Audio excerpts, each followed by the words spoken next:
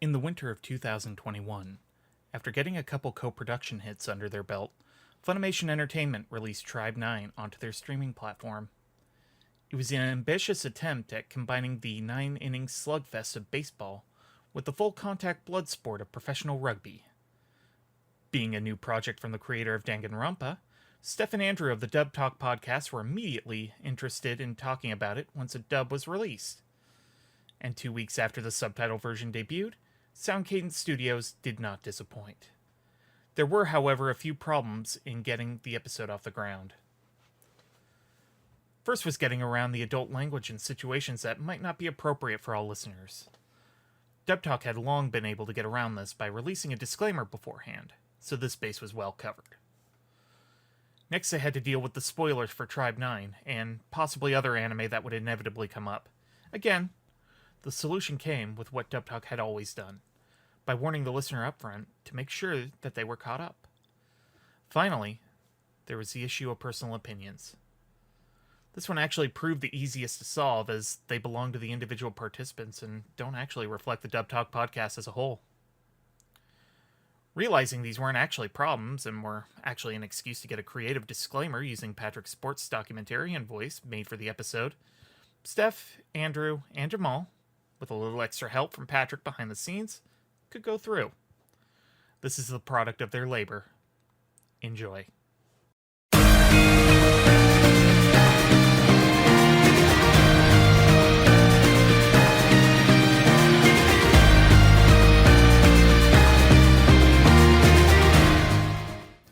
Hello, one and all, and welcome to the Dub Talk World Series. We've got a hell of a game tonight as we find out the champions among champions. With me, as always, are my fellow commentators, Jamal and Andrew. Thank you, Stephanie. It's a pleasure to be here tonight on this wonderful evening as we're playing the big old ball game with the big old brass balls, all the balls going in the air as there's balls going around in the air. Balls. What the fuck are you talking about? I don't know. I'm gonna pass this off to Jamal. I might be having a bit of a spasm, so to speak. Jamal, please take the reins. It's all about XP, baby. XP, love the XP, baby. Come on, baby. Get home west. Go XP. I love it. Oh, God.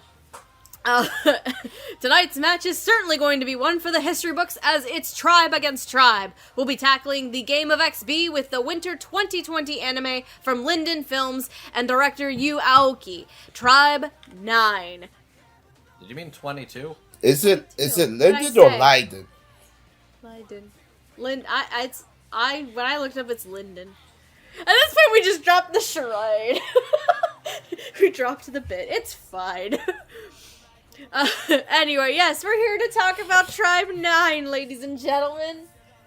Yay. I'm excited. So yeah, this has been an interesting show to watch and to look into for a couple of notable reasons. Oh, we will get to that. Before we do, before we get this game started, we're going to give you a little bit of history behind tonight's competitors. The year is 20XX. In Neo-Tokyo country, the youth form tribes to find a place to belong. Conflicts between tribes intensify and the government passes the XB law so that these conflicts can only be resolved through extreme baseball. Players can throw, hit the ball, and each other, and the radical sport garners an enthusiastic audience. A bullied boy named Haru Gane. You're struggling. Sorry, I got distracted because the summary spells the last name different than it is Shirogane, yeah. The summary spells is Shirokane with a K. Haru Shirogane, who wants to become stronger, and Taiga, who came from across the sea, meet the strongest XP player and leader of the Minato tribe, Shun Kamiya. He will lead them against a man who aims to control all of the tribes. Alright, so, as always, we're going to be covering tonight's ball game from start to finish with the teams, the players, coaches, and the overall game. We're going to go all 9 innings, and we're going to hope we don't go into overtime, because when we go into overtime, shit gets weird. Oh, shit gets weird when we go into overtime. But, anyway, who's ready to play some ball? I'm ready to play some ball, and I gotta say, the most surprising thing to me about this ball game is that the blood's not pink. We'll get more of that later. But play ball! Oh, man. All right. So, I apologize in advance. I'm going to be rolling through every single person that we're going to be talking about today before we discuss anyone. Oh my god, we're doing it all at once? Oh, we're fucking doing it all at once. Not even like 2 sections thing? We're just doing... No! Okay. Nope. You gonna need a little refresher? When we actually discuss when we do discussions, it's gonna be more split up into chunks to make it a tiny bit easier. But I'm gonna introduce everybody right off the fucking bat. All right, Steph. The first pitch is yours, and then the subsequent 25 other pitches are immediately yours. You got. I'm hitting a lot of balls today. No, you're not hitting balls. You're tossing the balls. You're pitching. The pitcher pitches the ball. So what you're telling me is I'm bad at pitching. You haven't even... keep hitting that the people on the plate keep hitting balls. I'm not gonna let you walk on that one. So either way, throw your shot, throw all your subsequent shots, and then let's get this on the roll. Don't fuck up. Don't fuck up. Thanks. No pressure. And shut the fuck up. Anyway. Alright, so we're gonna go through everybody who's involved in this cast that we're gonna be talking about, including staff, and any credits that I previously have had before we just dive into the show proper and just have a general discussion about the performances and everything. So, starting off, going through who is on staff for this one, our coaches, so to speak. We have our ADR director, who is Marissa Lenti, who has directed other series such as Adachi and Shimomura, Kageki Shoujo, and Bananya. We have a team of assistant directors. There's Amberly Connors, who's assistant director for Arte, Dragon Ghost House Hunting, and Show by Rock Stars. We have Mike Haimoto, who has also been the assistant director for A Couple of Cuckoos, the new dub of Prince of Tennis, and is one of the directors of Vinland Saga, the Sentai version. We have Natalie Van Sistine, who is also assistant directed on shows such as Show by Rock Stars. She has primarily been more working on the engineering front, but this Show by Rock Stars and this are the only 2 assistant directing credits I could find. And then our last assistant director is Damon Mills, who has helped on the directing front with series such as Actors, Songs Connection, Kona Ototomare, Sounds of Life, and Sleepy Princess in the Demon Castle. As for our scriptwriter for this show, we have... Excuse me. As for our scriptwriter for this show, we have the one, the only, Mr. J. Michael Tatum, who has written for shows such as Aka, 13 Territory Inspection Department, The Morose Mononokean, and probably the only crossover because, lo and behold, if y'all didn't know, Tribe 9 is from the same creators as the Danganronpa franchise, as well as Akudama Drive. J. Michael Tatum wrote the script for Danganronpa the animation. He is the only crossover that we have seen so far between all 3 of these different series. you did a great job. Take a little quick seg before going on to the next round. You make a good point. Alright. As for our massive cast of characters, because this is a massive cast of characters, and it was difficult to narrow things down, so if we do not cover your favorite character of the night, I apologize. We had to make some cuts. We had to make some cuts from the starting roster. It was difficult to make cuts. Had to trade a couple of players and all that. Got an A team and a B team. Anyway, so we have Yui Kamaki, who is a member of the Chiyoda tribe. She works under Ojiro and our actual head of the Otori clan, who is Michael Soric, but he dies, and we're not talking about him, so I'm sorry. Also, spoiler warning for the entirety of Tribe 9. That's at the beginning of the... Never mind. That's midway. But, yeah, but Yui has some ulterior motives along the way, and she's kind of a little nutty. A little? Ladies and gentlemen, may I offer this advice to you? Do not stick your dick in crazy.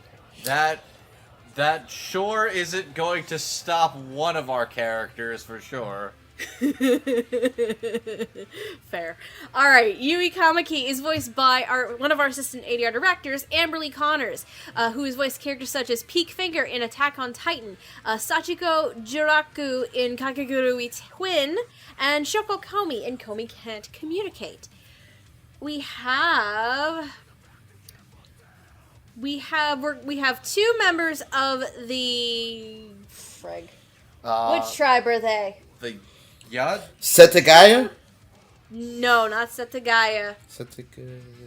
It's Hanafuda and Yajirobe. I'll look it up. Oh god, Val has nothing. Of course Mal has nothing. I'll never has anything. Hanafuda Sakura. Anyways, keep going!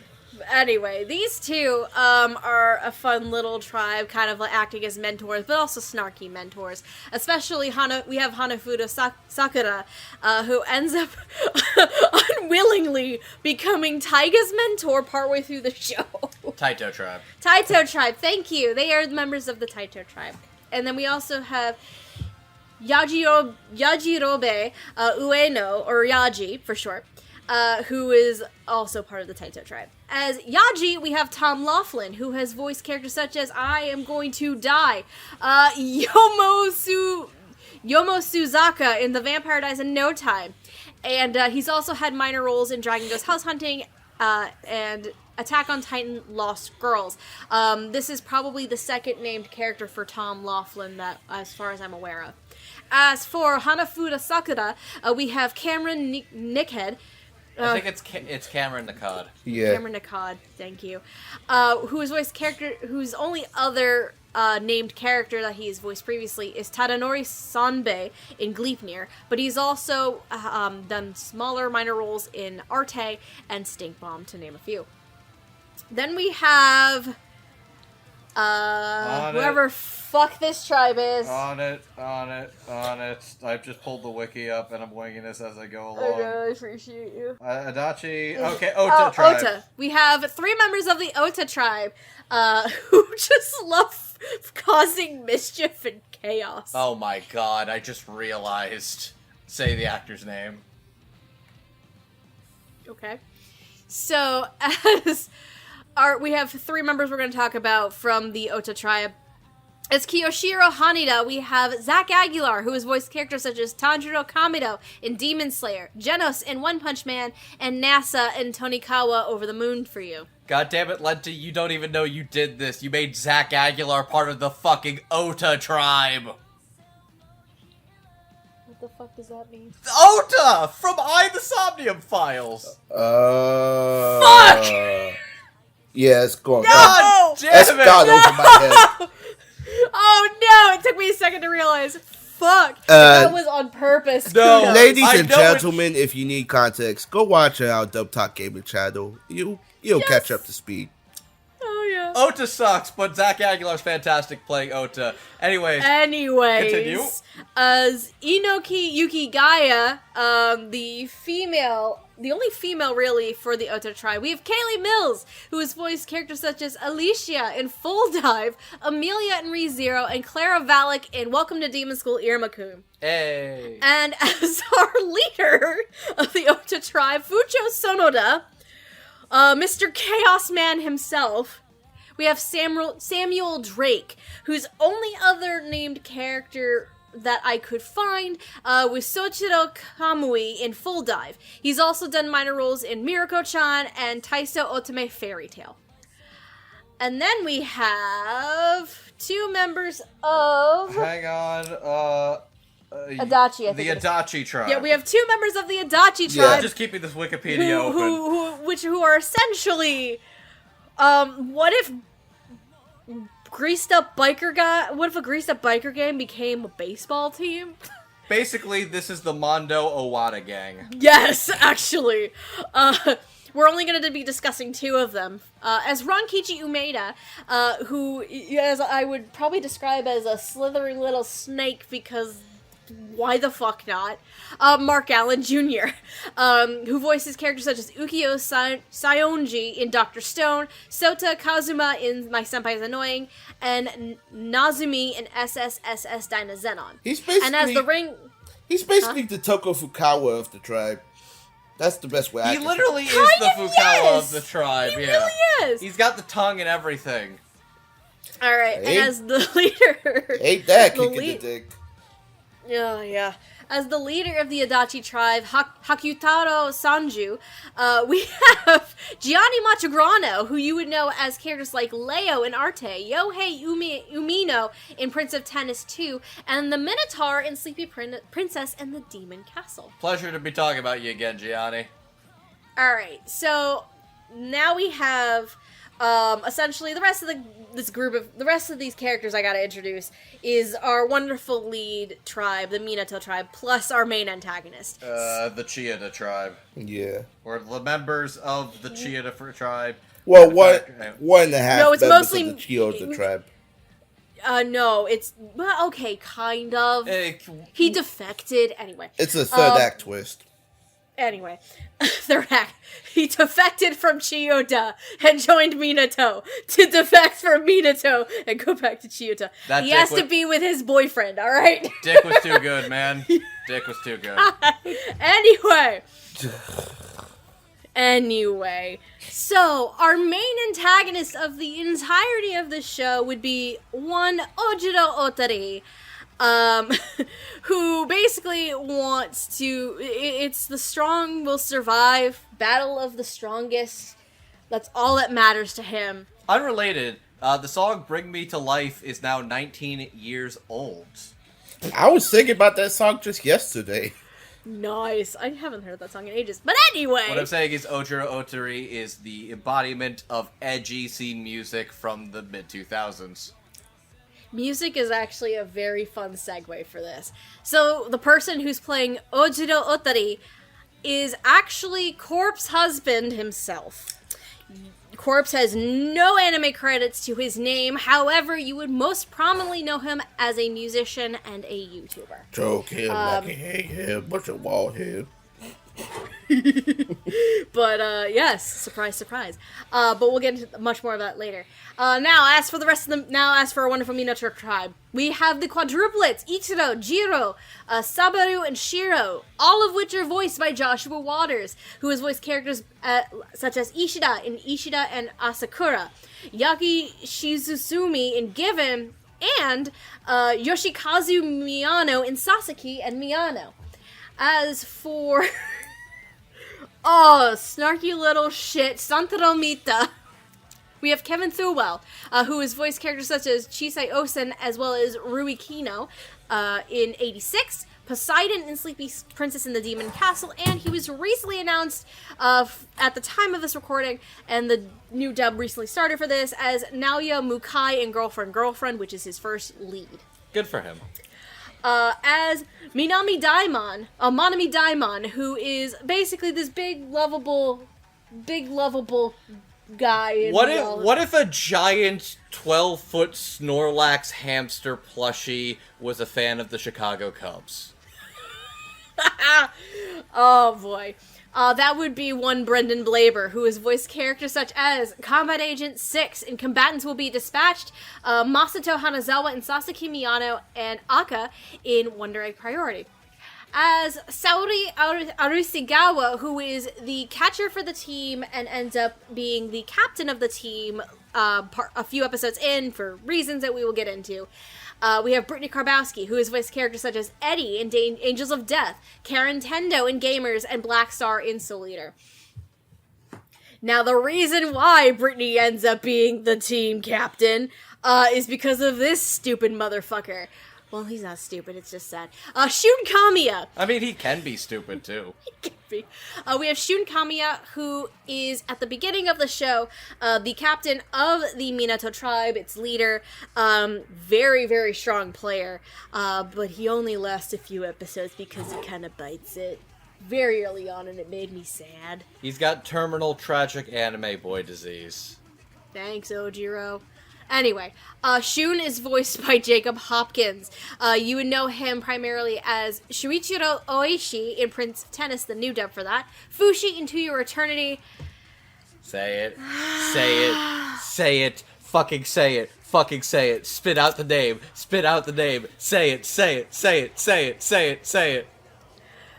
And he's also Gumball Watterson in the amazing world of Gumball. Specifically, the second voice of Gumball Watterson, because there was actually a couple of them, because children tend to hit puberty. He's also the baseball guy in Vampire Dice in No Time. I hate Gumball. Gumball is a great show. You're So just fucking much. mean. You're just mean. It's such a good show. I hate Gumball. It's so good. So So- much. It's such Are a you good glad- show. It's such a good mix of animation and all that. It's really funny. It's No, really stupid. I It's hate great. it. So you glad the movie got canceled then? Or? No, okay. No, shut the fuck up. That movie didn't get canceled, but okay. Okay, we are not even going to go into the whole fuckery that is the Warner Bros. Discovery thing. I fucking hate it so fucking much. Boys, Alright, now y'all are on equal ground now. So now, boys, cool it. We have 3 characters to get through, and then we'll start debating shit. We have Kazuki Aoyama, who ends up coming in after Shun's death to kind of help, quote-unquote, the Minato tribe. He's shiny, Shun. He's shiny Shun. God. But we do find out that he has ulterior motives because of his relationship to Ojiro. Relationship in parentheses. Yeah. Kazuki is voiced by John Van Doren, who has really only a couple of credits to his name. This is his first named character. The only other credits I could find for John are minor roles in Dragon Ghost House Hunting and Full Dive. As Taiga, our snarky overseas, energetic little dumbass that everybody loves because Taiga can't do no wrong.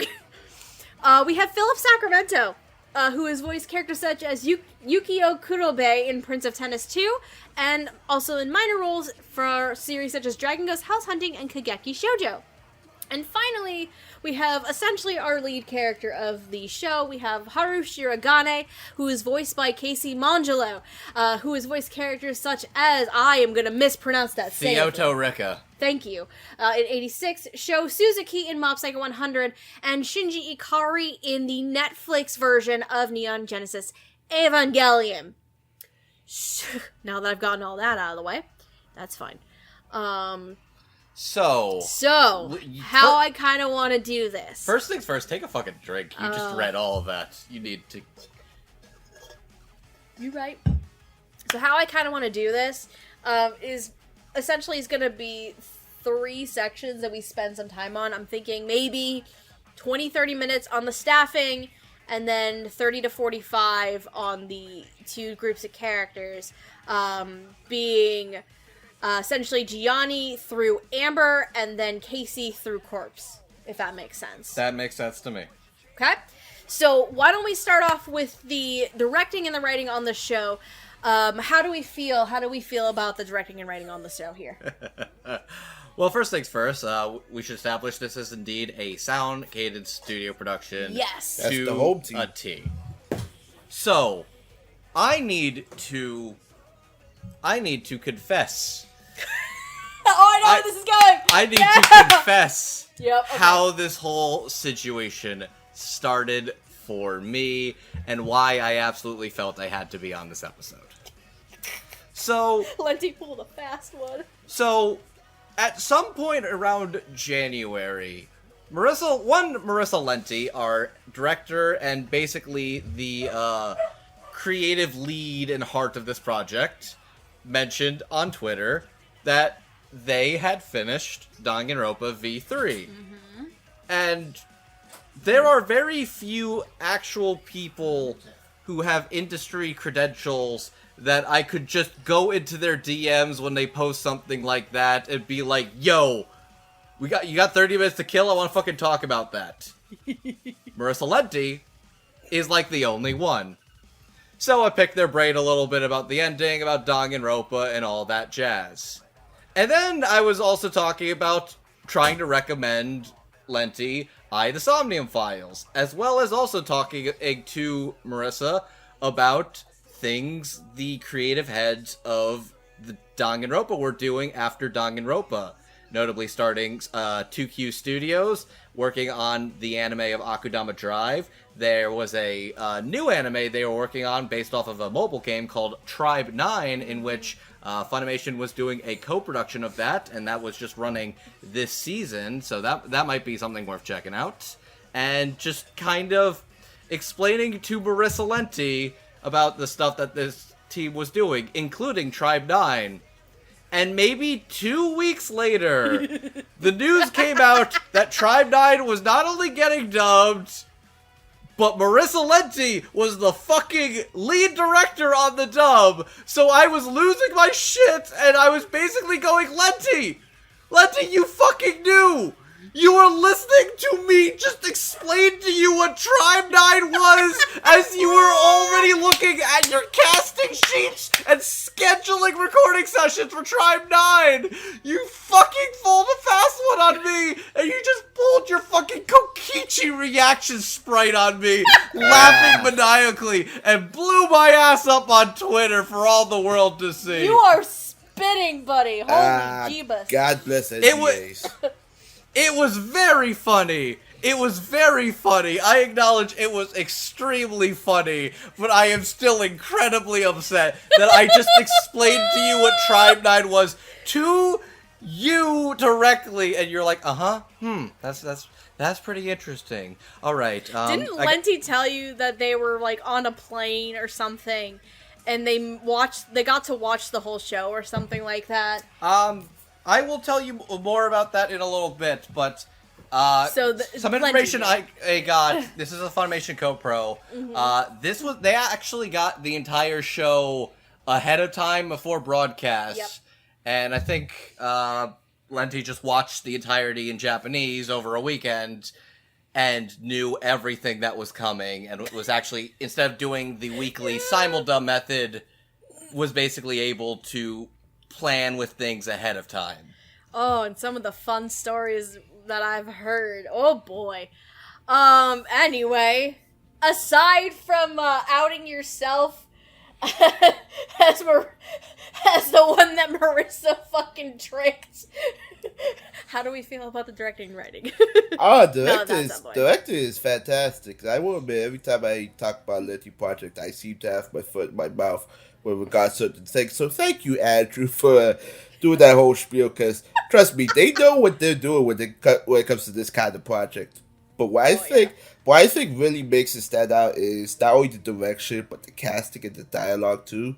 Mm-hmm. Especially the dialogue, because one thing I've learned is, well, of course, you need some baseball terms to go with baseball anime, and you got Mike Hayimoto, who... Andrew, did you say he used to be a professional baseball player or something like that? The vibe I've gotten is that I think he played baseball in college, and in regards to inserting a number of baseball terminology and references to IRL baseball teams and terminology, Mike threw in some suggestions and sprinkled it into the dub, when in the Japanese, there basically was none. Yeah, because I remember I tried to get him to slip the it's about the Mets meme in there without actually saying it to him, because, you know. But I appreciate the dialogue all the same, and it was very funny when it counted. It was very heart-wrenching when it counted, too. Though I will say every director did a very good job on this dub, especially Marissa and Mike. But I will say, though, I gotta give it to Tatum, because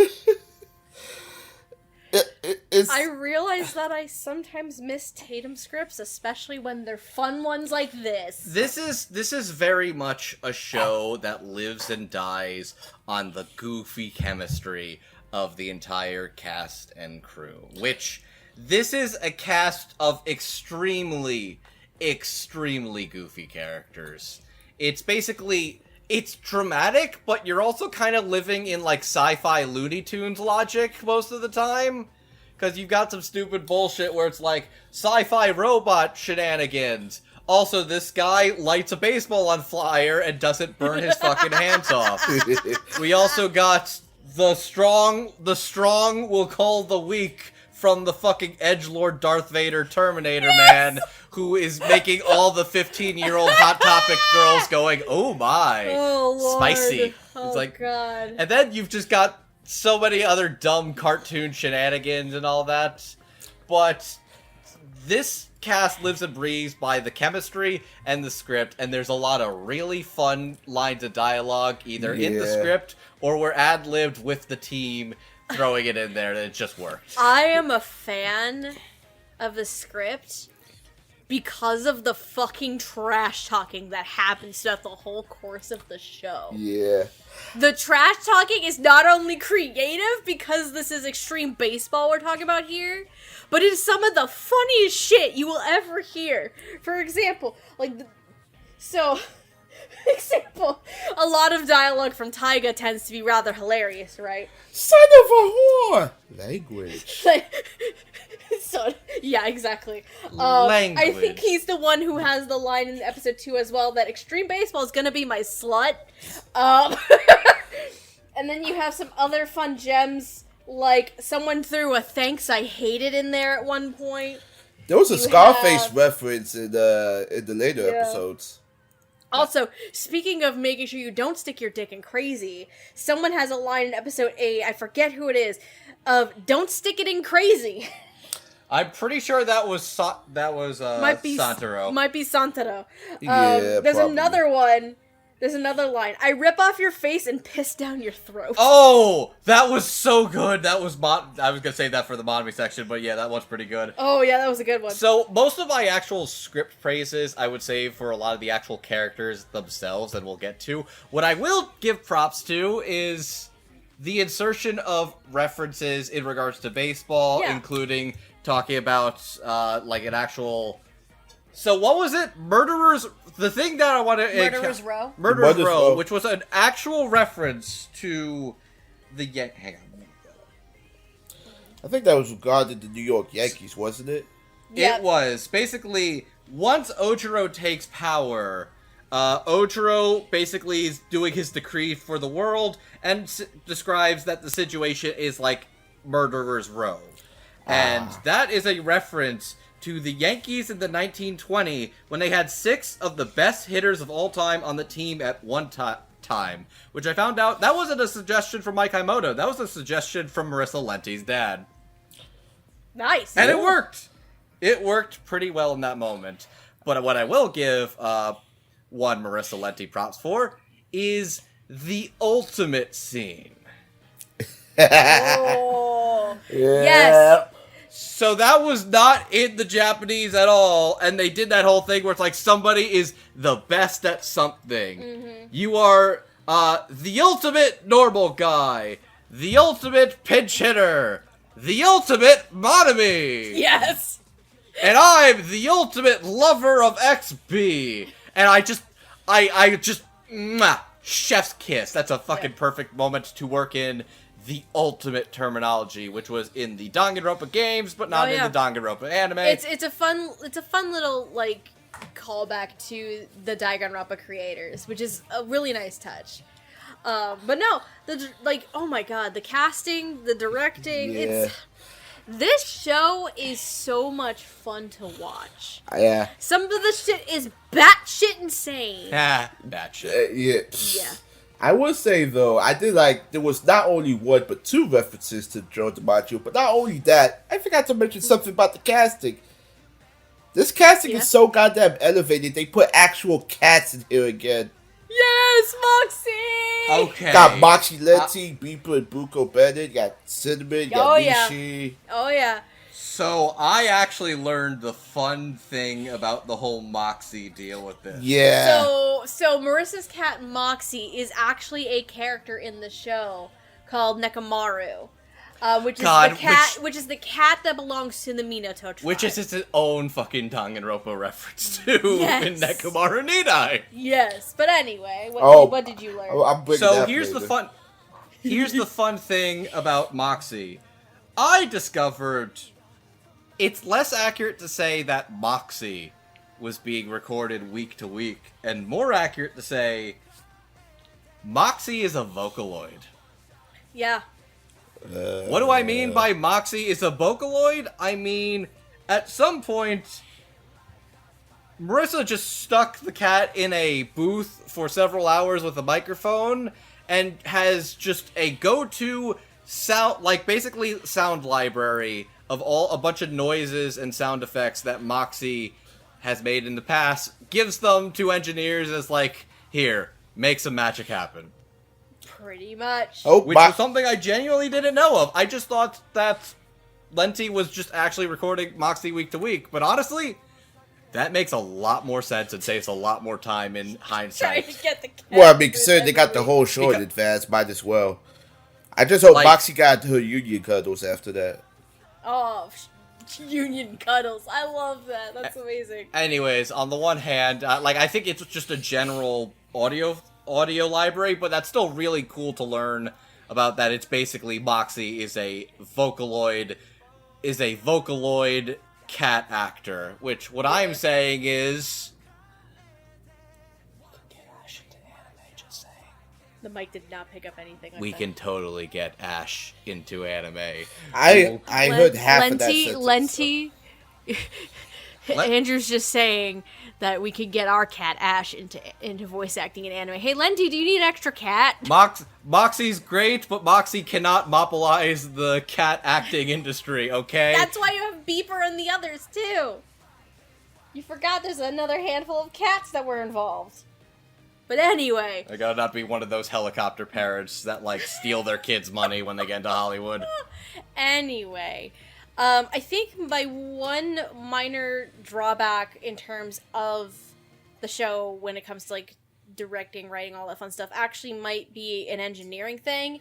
But there is a very logical explanation for it, and I completely understand.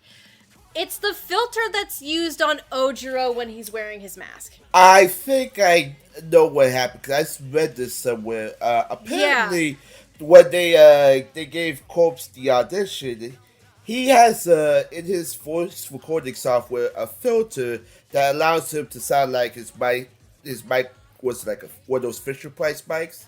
But I think in that case, it's kind of needed, because he has on, a heavy gauge kind of mask, as opposed to Future, who has on a gas mask. So it is extremely heavy. It is extremely heavy, and it can sometimes be a minor detriment, I think, to Corpse's performance, because Corpse's tone of voice is a naturally deep bass baritone voice. And so while the filtering does make a lot of sense, obviously because he's wearing the mask, it's finding that right balance with the filtering, unfortunately, to try and make sure he is still you're still able to understand what he's saying. They had to take multiple passes to even get the filter right, because just a lot of the normal ones literally make him unintelligible. Yeah. So I imagine it's one of those things. It's a difficult thing to figure out. It's a damned if you do, damned if you don't. Which they did make it work. They made it work, but I think that must have been a bitch. Yeah. It definitely worked, I think, later on, but when it was first starting out and trying to figure out where it was going and how to adjust it, it made it a little bit tough for Corpse's performance to come through in those moments. Especially, but they nailed it a lot better later on. But yeah. But I think that's my only complaint in terms of the technical aspects of all this. But I completely understand why. But without a doubt, the entire team in the dugout was firing on all cylinders and doing a pretty damn good job. Thanks, Coach. Also, the other fun thing was discovering, pretty much everybody in the cast, there is no overlap from any of the game or anime dubs of Danganronpa. Or Akudama Drive. Or Akudama Drive, yeah. That's why I said earlier when I was introducing the staff that Tatum is the only person to cross over from another franchise that the Danganronpa team has worked on. Everybody else has not worked on any Danganronpas or Akudama. So they're all fresh to the wacky carnage and murder. Yep. Yeah, basically. Though honestly, this is a shockingly bloodless show for the most part. I'm kind of convinced. I'm kind of convinced that Shun is basically made of glass bones. Because there are so many other characters that have survived way worse by the end. I have to give a shout out to we're not talking about him. I need to give a shout out to Octopimp's character in particular, aka one Alexander Gross, who is basically playing Fat Togami, but like as like a rich entrepreneur with like bikini babes he steps on. Oh my god! Who literally gets a bombed in the face. Yeah, what the fuck? And somehow lives? How? That's what I'm wondering. Like, How the fuck? I mean, he has the money. He can do reconstructive surgery. Yes, but that's bullshit. He survived a bomb to the face. Gianni's team got fucking murked. Like, I'm pretty sure Samuel Drake, that dude also got bombed in the face. Zach Aguilar got bombed in the face. Several characters literally explode and walk and show up in an episode or two are like, hey, I'm perfectly fine. how the And then fool Shun- got shot in the same episode and he still managed to live? And he's fine. Shoot a bitch. He's made of glass. For a show from the creators of Danganronpa, the body count is very slim. It's 2. It's I think it's that's- Shun and it's Shun and Michael Sorik's character. That's it. That's All we got. Shun was born with glass bones. Every day it hurts for him to walk. I think that's That's one of not my drawbacks, but I'll get into that with final thoughts. I will say, though, Not enough carnage for you. well, more Yeah, than that. I would say, though, the staff did very well. And in regards to Marissa's dad and Mike, y'all are my hero when it comes to baseball puns. For The sure. baseball puns are a nice touch. Without whatever my opinions of the show itself, you can tell that the cast, the crew was having the fucking time of their life. Hell and they yeah. just sound like they're having fun. And it shows in the final product. Oh yeah, it's definitely shows. All right, is there any other thoughts for directing, writing, nothing? Alright, time Okay. for our Hold next... on, Jamal didn't answer. You rushed in. Goddamn. Any other thoughts, Jamal? Do you have anything else? Like I said, Mike's my hero. I know he'll get the pun. All right. So now we're gonna dive into these freaking characters. So I'm thinking the best way to do it is to have them in 2 separate sections but still lump them together and just have a general discussion on them.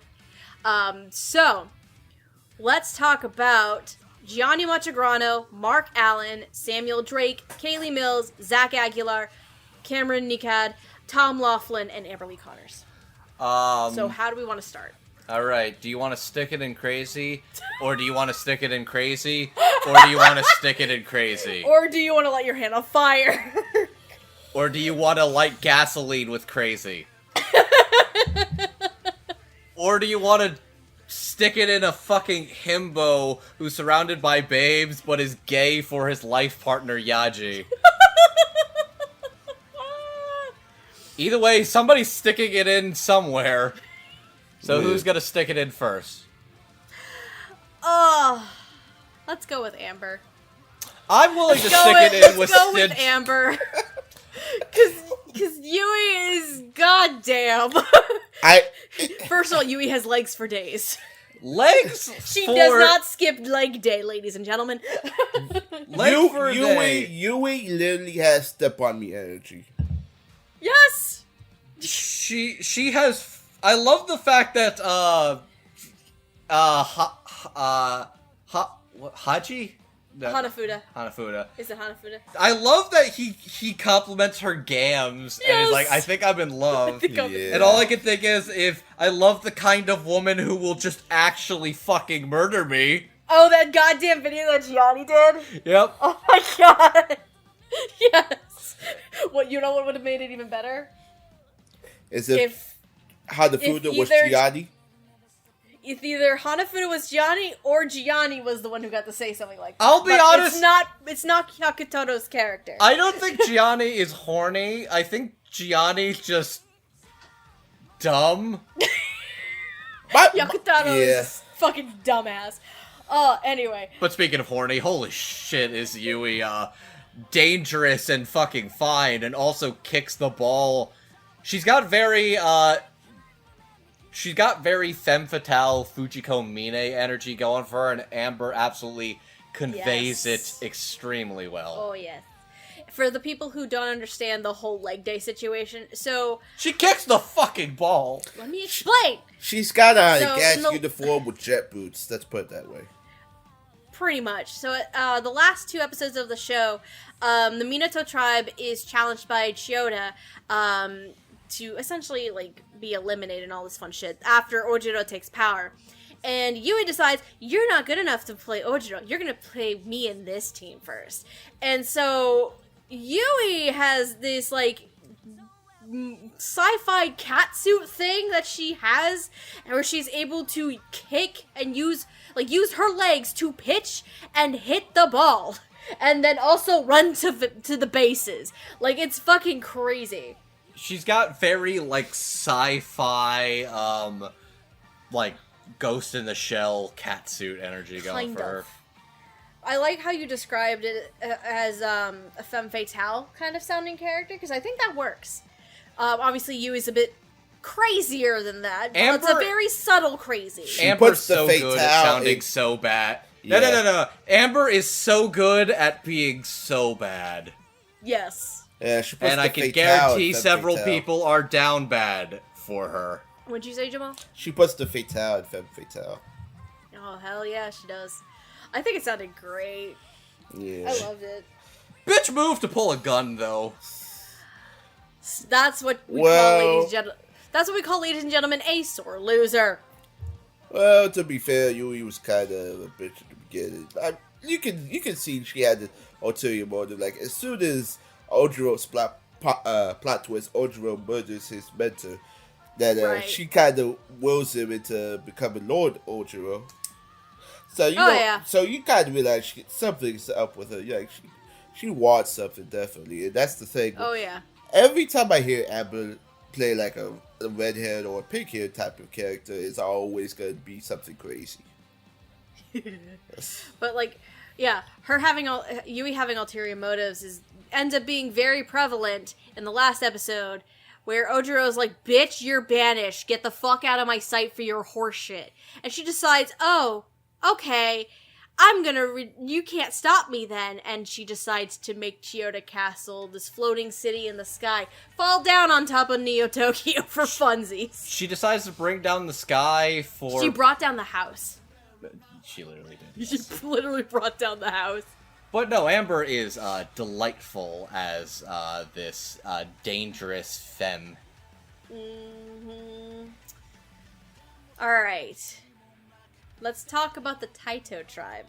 So Hanafuda and Yaji. I love Cameron as Cameron's Hanafuda. A delight. He's such a fucking player, and he sounds so suave and cool, but with the right amount of, like, oh, you're a fucking horny dumbass who is absolutely gay for Yaji. Can I just say my favorite scene of his is when Tiger barges back into the house and he's dressed in women's garb and kicks him.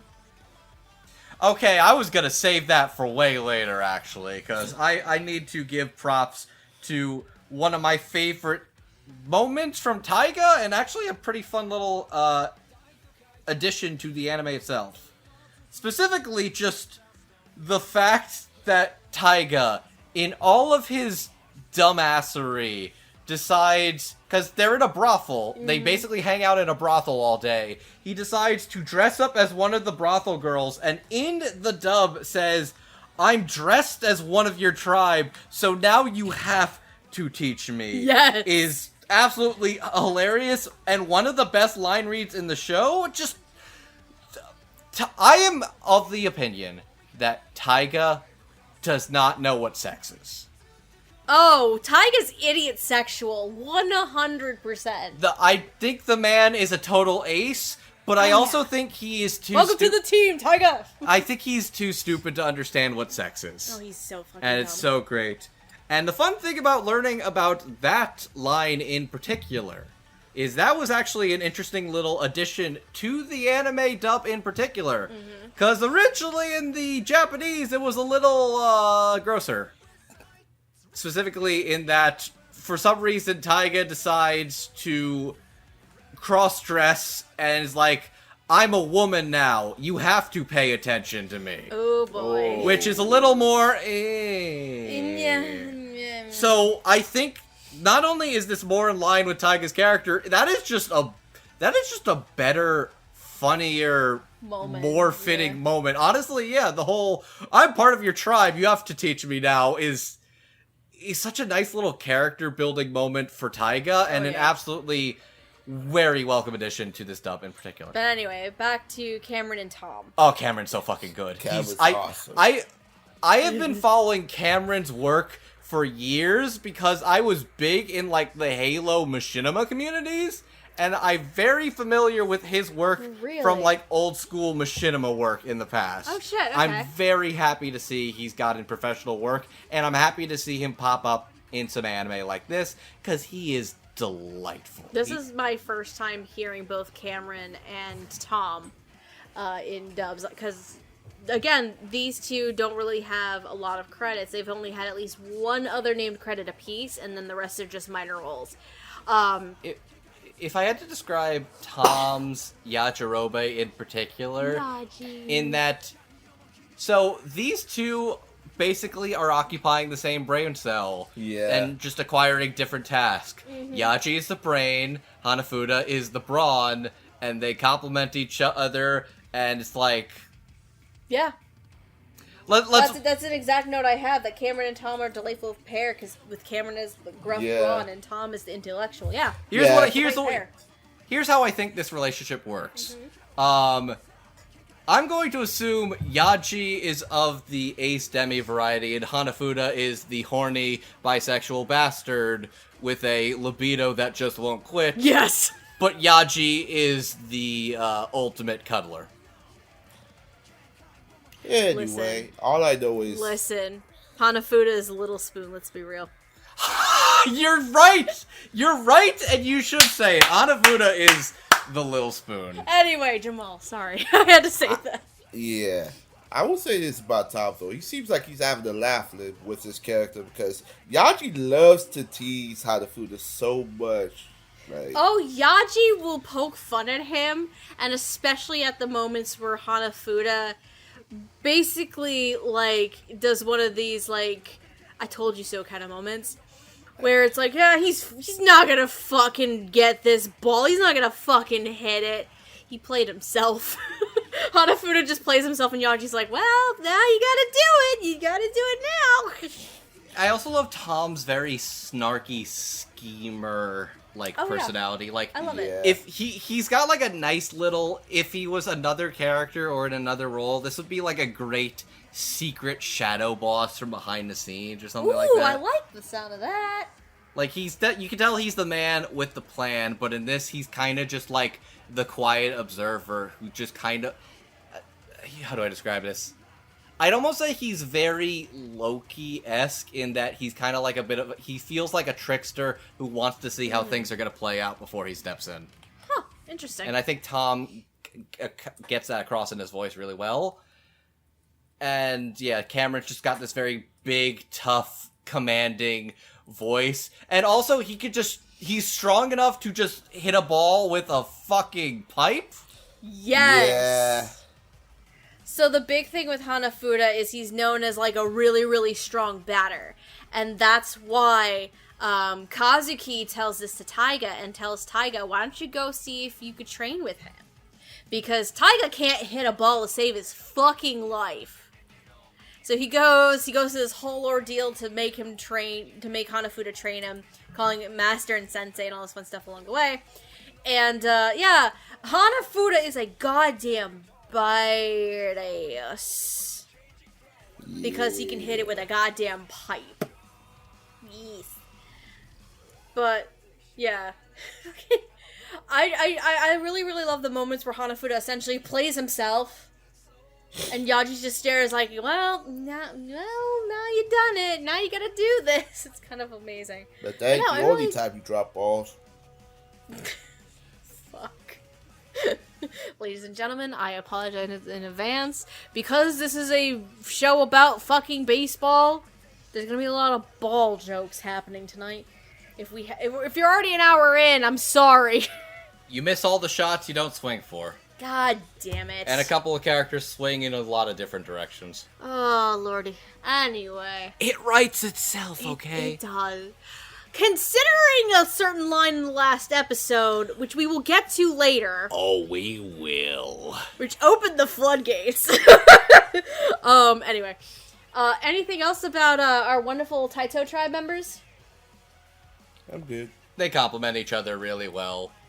And, yeah, I think I'm of the opinion that the way it works is that Hanafuda is the bisexual with a crazy libido while they're in an open relationship, and Yaji is a little more of the ace variety, and he just gives the good snuggles, and he's the one who actually goes on dates with him. God damn it. Lord. Anyways, you want to talk about more romantic disasters? Do we want to move on to the Ota tribe? I want to move on to... Jamal, you get to move on to the Ota tribe, or did you have anything else? Romantic would not be the word I would use to describe these people. Oh, Ota? The Ota tribe? Yeah. Okay. Oh boy! So the Ota tribe, that's gonna be Samuel Drake, Kaylee Mills, and Zach Aguilar. See, only one of them is quote-unquote romantic, but it's in a way that I can only describe as, Look, one has love, the other two have bloodlust. Future just wants chaos. He says that a lot. He wants chaos. No, I'm gonna take this segment to segue into Anarchy in particular, because the way I would describe it is, hey, what if Clara was Harley Quinn? Oh God. Oh my God. Which is kind of perfect. I hate you because you're right. They booed him for speaking the truth. Oh no. It's kind of a Harley Quinn type of thing. Oh no, you're right. And I hate it. Anyway. Hey, Mr. J, you want to play with me? Well, what's the fucking line that she has? How do you like them apples, Benjamin Franklin? God. And of course, she's the one that drops a Scarface, where she does the rocket launcher, where it's like, say hello to my little friend. Yes.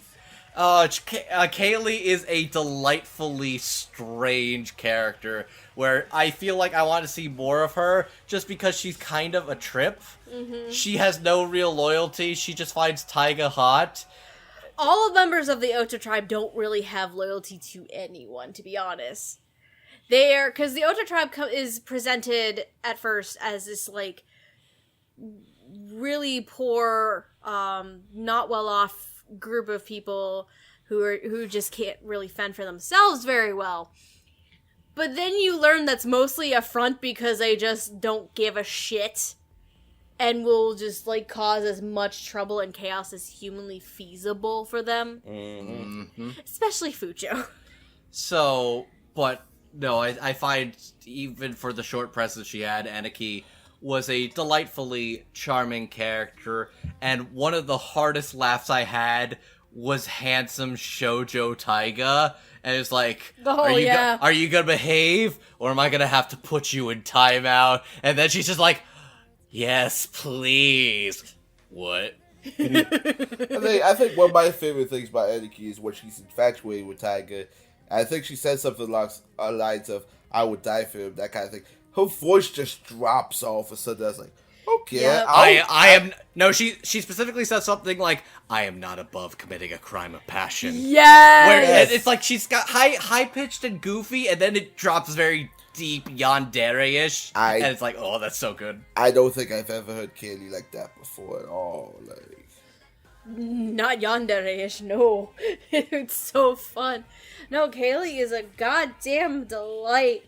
She, the tone of voice that's used reminds me of a much more calm Clara. That's the tone of voice. Because that is the Clara Valak voice. Just not as unhinged vocal-wise. If that makes sense. I mean, Enoki as a character is rather unhinged. But, god damn it, Harley Quinn is a very, very accurate comparison, and I hate it. God damn it. The writing's on the wall. It is. That's And why the writing's written in blood. That's why the place looks like a mess. Yeah. That's why the place looks like a mess. Also, what the fuck is Hanada's deal? Okay, so if we're gonna make 90s cartoon reference, let's just call him for what he really is. Okay. The Starscream of the Ota tribe. Oh, God. He keeps challenging the leader despite knowing he is so out of his element, and he's willing to bend the knee at any moment to appease him. Yep. Again, the members of the Ota tribe have no loyalty, not even to their captain. Yeah, and he's such a bitch. Yeah. Hanada's such a little bitch boy. Hanada's a little bitch boy. He how do I describe him? All right, fuck it. I'm just gonna keep these innuendos going. He's the bratty bottom. I am not used to this exploit. Why? He misbehaves because he wants attention from Fucho, and he hopes Fucho will give him attention, and then call him a bad boy, and then take him to Pound Town, you know, as you do in baseball. Get the fuck out. He wants to kill him, man. Have you not been paying attention? Okay, Jamal, Stephanie, What? friends. Andrew, love of my life. Get the fuck out. I want you to be aware that murder is, like, hate and lust are really similar emotions. And if you've seen a lot of media and fan fiction, there is a big overlap. There's a reason why people love the characters that hate each other and want them to fuck each other. So this isn't even new. Would that explain that group that followed behind him in that same episode? Like, you know, Honda just tried to stab him. Fucho beats him. Fucho beats him down. Then there's a whole group of his comrades behind him trying to beat him up. Are you telling me that's lust? What? Wait, what? So you know how Zach's character, when we first are introduced to him, tries to kill Fucho and that fails, but then the rest of the Ota tribe decide to kick Zach's ass. Yeah. Because he's a bitch. And it's prison rules. It's fucking prison rules. Oh no! It's prison rules. There's something seriously wrong with that image, and I will explain to you later on. Oh man. It's not the same feeling, Andrew.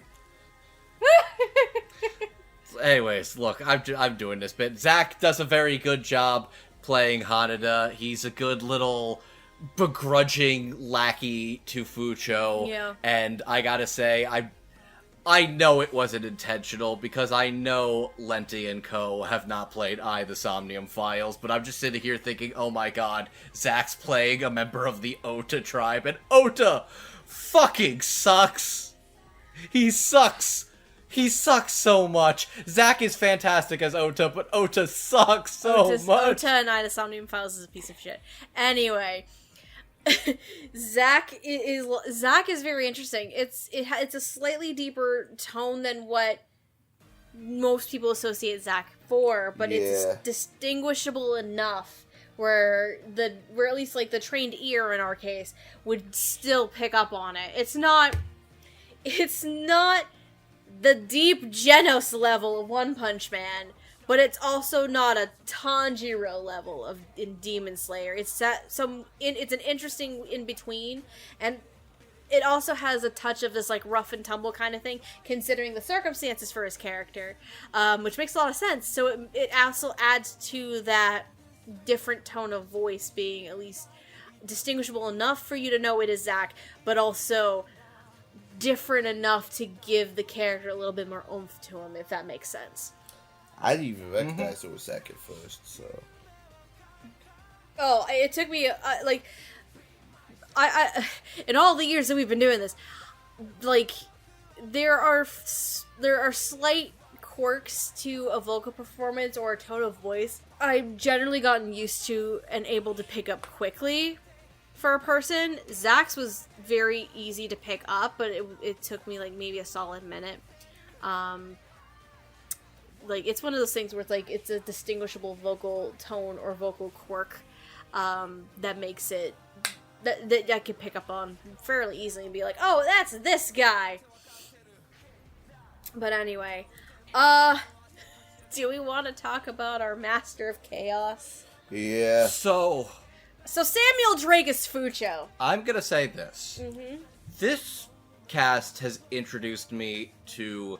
It's given me a new appreciation for a couple of old favorites, actors I'm very familiar with, as well as introducing me to a handful of ones I am very unfamiliar with, or I'm hearing for the very first time. Samuel Drake is one of those. Mm-hmm. I was blown away by Samuel Drake's Fucho. Yeah? It is the exact level of lackadaisical, we live in a society, chaos madman I was expecting, and he's very lazy and indifferent and kind of friendly at times, where it's like, oh, that's a shame. Oh well, no biggie. That could be fun. And it's low energy. Yeah. But then when he gets really into it, like, the excitement, the rage, the chaotic thrill, the bloodlust, the murder boner, the everything murder boner. God comes damn it. out, and Sam is so fucking impressive playing all these insanely complicated, chaotic sides of him. You definitely get a really big feel for how, like, subtly unhinged Fucho can get when the Ota tribe faces the Minato tribe about halfway through the show. Because Yui decides, oh, Kazuki's gonna try and start shit, because there's history with Kazuki and Ojiro. I'm gonna have the Ota tribe assassinate him. And the Ota tribe decides to challenge the Minato tribe. Well, they don't try to challenge the Minato tribe to a game of XP. They originally tried to blow up the fucking restaurant and killed Kazuki in the process, but then, the umpires were not having it. So They also kind of crushed their own guys, too. As like a whoopsie doodle. My bad. Teehee. Teehee. Did I do that? But, no, I agree. Like, Samuel Drake is another one that I've never heard of before. And it's when he's first there as Fucho, it's subtle but kind of a monotone tone of voice to it. And for me, because it is a new voice and especially a new actor that I haven't heard of before, it takes me a minute to kind of adjust, to kind of get at least a little bit of a feel for not only the direction that they're going to go with the character and the performance, but also the actor themselves and the kind of vocal register or tone that they present themselves with. And then we get the unhinged Fucho, who loves his fucking chaos and will blow himself up for no apparent reason, just because he can. Okay, that was one of the hardest laughs, where he's like, fuck this game, I set all of these bombs to explode, and I have a detonator? I don't know which detonator this is for. This could kill you, this could kill me, I don't know. Let's press it! And then he blows up. Yup. I'm like, fuck off, that's so good. Yeah. Yep. That was so good. It was anticlimactic, but it was fucking hilarious. If I had to describe him, Fucho is what if Nagito Komaeda was more like the Joker? Oh shit. And I realized watching this like today to spruce up is that he's got fucking Komaeda's like green jacket, and I'm like, oh my god, he's very Komaeda. He's got a little bit of Komaeda's bad luck, but somebody else might have inherited a little bit of that too. You mean the carbon copy of Komaeda? We'll get into that, but Samuel Drake was probably one of the biggest, most pleasant surprises of the entirety of Tribe 9. Yeah. And honestly, one of my personal underrated favorites of the show. He's really, really good. I can agree with that. Yeah. What about you, Jamal? I will say, it did take me a minute, but I did really like Samuel Drake's performance as Fucho, because for one thing, of course, like Ojo, he has our mask, but I think that kind of enables him to like give his delivery a more natural tone because he doesn't have to worry about the flaps. He does have to worry about the character's movements a bit because the character is kind of all over the place in terms of chaos. Yeah. So he kind of has to match that energy a little. But I think he manages to nail that very well. And I will say, though, because I was kind of taken aback when this casting came out because when it was announced that it was Samuel Drake, me and Josh were like, wait, this isn't a pseudonym, is it? Because we both thought it was an Uncharted reference or something. But no, there was actually a guy named Samuel Drake. Okay, it took me a second to like, what do you mean by pseudonym? And I'm like, oh yeah, Uncharted's a thing. Yeah, I never played Uncharted, so. Me neither. They're good games. Yeah. So the way it came with my PS4. But anyway, I think maybe you might be right, Andrew. Maybe Samuel Drake is the standout amongst this cast. At the very least, amongst this section of characters here. Among the secondary characters, that's fair. Yeah. Yeah, he's a pleasant surprise, and I really hope we get to hear him in more stuff. To Dude, be honest same. with you. Yeah, this is a role that definitely put him on my radar, and I want to see him in more things. Do your thing, Lenti. Hell yeah. Do we want to... Is there any other thoughts on the Ota tribe? Or trio from the Ota tribe, or do we want to move to the Adachi tribe? Let's talk about the biker greaser gang. Are you good, Jamal? Yeah, they're crazy, but yeah. Okay. So the Adachi tribe. We have Gianni and Mark Allen Jr. We're not talking about the other guy. There is one more guy in the Adachi tribe that kind of is part of the trio. However, he doesn't have really a lot to say or do. That's fucking good. That would be Tatsuto Tatsunuma, who is voiced by Bradley Gareth. Just giving him a quick shout out. Quick shout out there. Unfortunately, Tatsuto did not really do a ton, so we won't be talking about him tonight. But we are going to be talking about fucking Mondo Twin and fucking Snake Boy here. Mondo and Toko. Mondo and Toko, basically. Okay. No.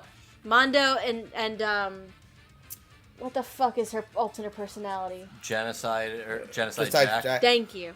Well, Thank you. in this, it's Jack. In the other game, it's Jill.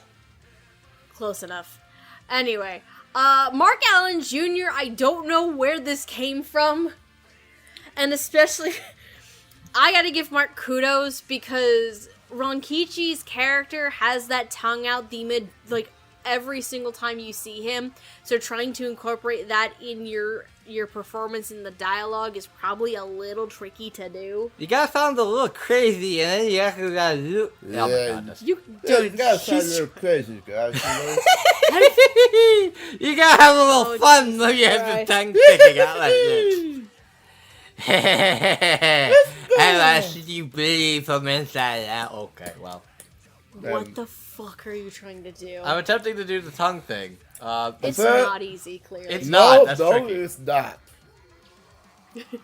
So, I definitely say kudos to Mark Allen Jr. for pulling that off. Because holy hell. Like, I imagine it, like, making at least a sound that has that little quirk or kick to it for this kind of character was probably a little bit tricky to sort out. He's like the human Sona of one of the hyenas from The Lion King. You mean Ed? One of them. You mean Ed? It could be Ed, yes, I guess. It's probably Ed. Fine, he's Ed. It's Ed. It is 100% Ed. Is what you're thinking of. Also, because we're not going to really have any other time to talk about it, I want to shout out the one guy that Wayne Grayson plays. Yeah! Who's just... He's just Joey Wheeler again. Just Joey Wheeler as a greaser who gets duped by a fucking animal porn? Yeah. Yeah. Yeah. All the boys got duped by it. Oh, so sexy. Kazuki likes to play dirty. Let's be real here. But, no. Mark Allen Jr. was definitely a surprise as Ronkichi. Like, this was one of those ones, because as I was just talking about with Zach Aguilar, like, there was enough of like a vocal quirk or tone that I'm used to with Zach that I could pick up that it was Zach easily. Mark, it actually took a minute. Same. And I've gotten a very good feel at this point from Mark Allen Jr. and like his vocal tone and some of his quirks. But this, like, it took me longer than it would normally take me to pick up on someone, and because of some of the little eccentricities to Rankichi's character and some of the little extra technical pieces to it. But I've also never really heard Mark Allen Jr. play a crazy character before, as well. Because Rankichi isn't all really upstairs, if you know what I mean. Yeah. But at least not as unhinged as some members of the Ota tribe, at least. But I enjoyed the hell out of Rankichi. It was definitely different.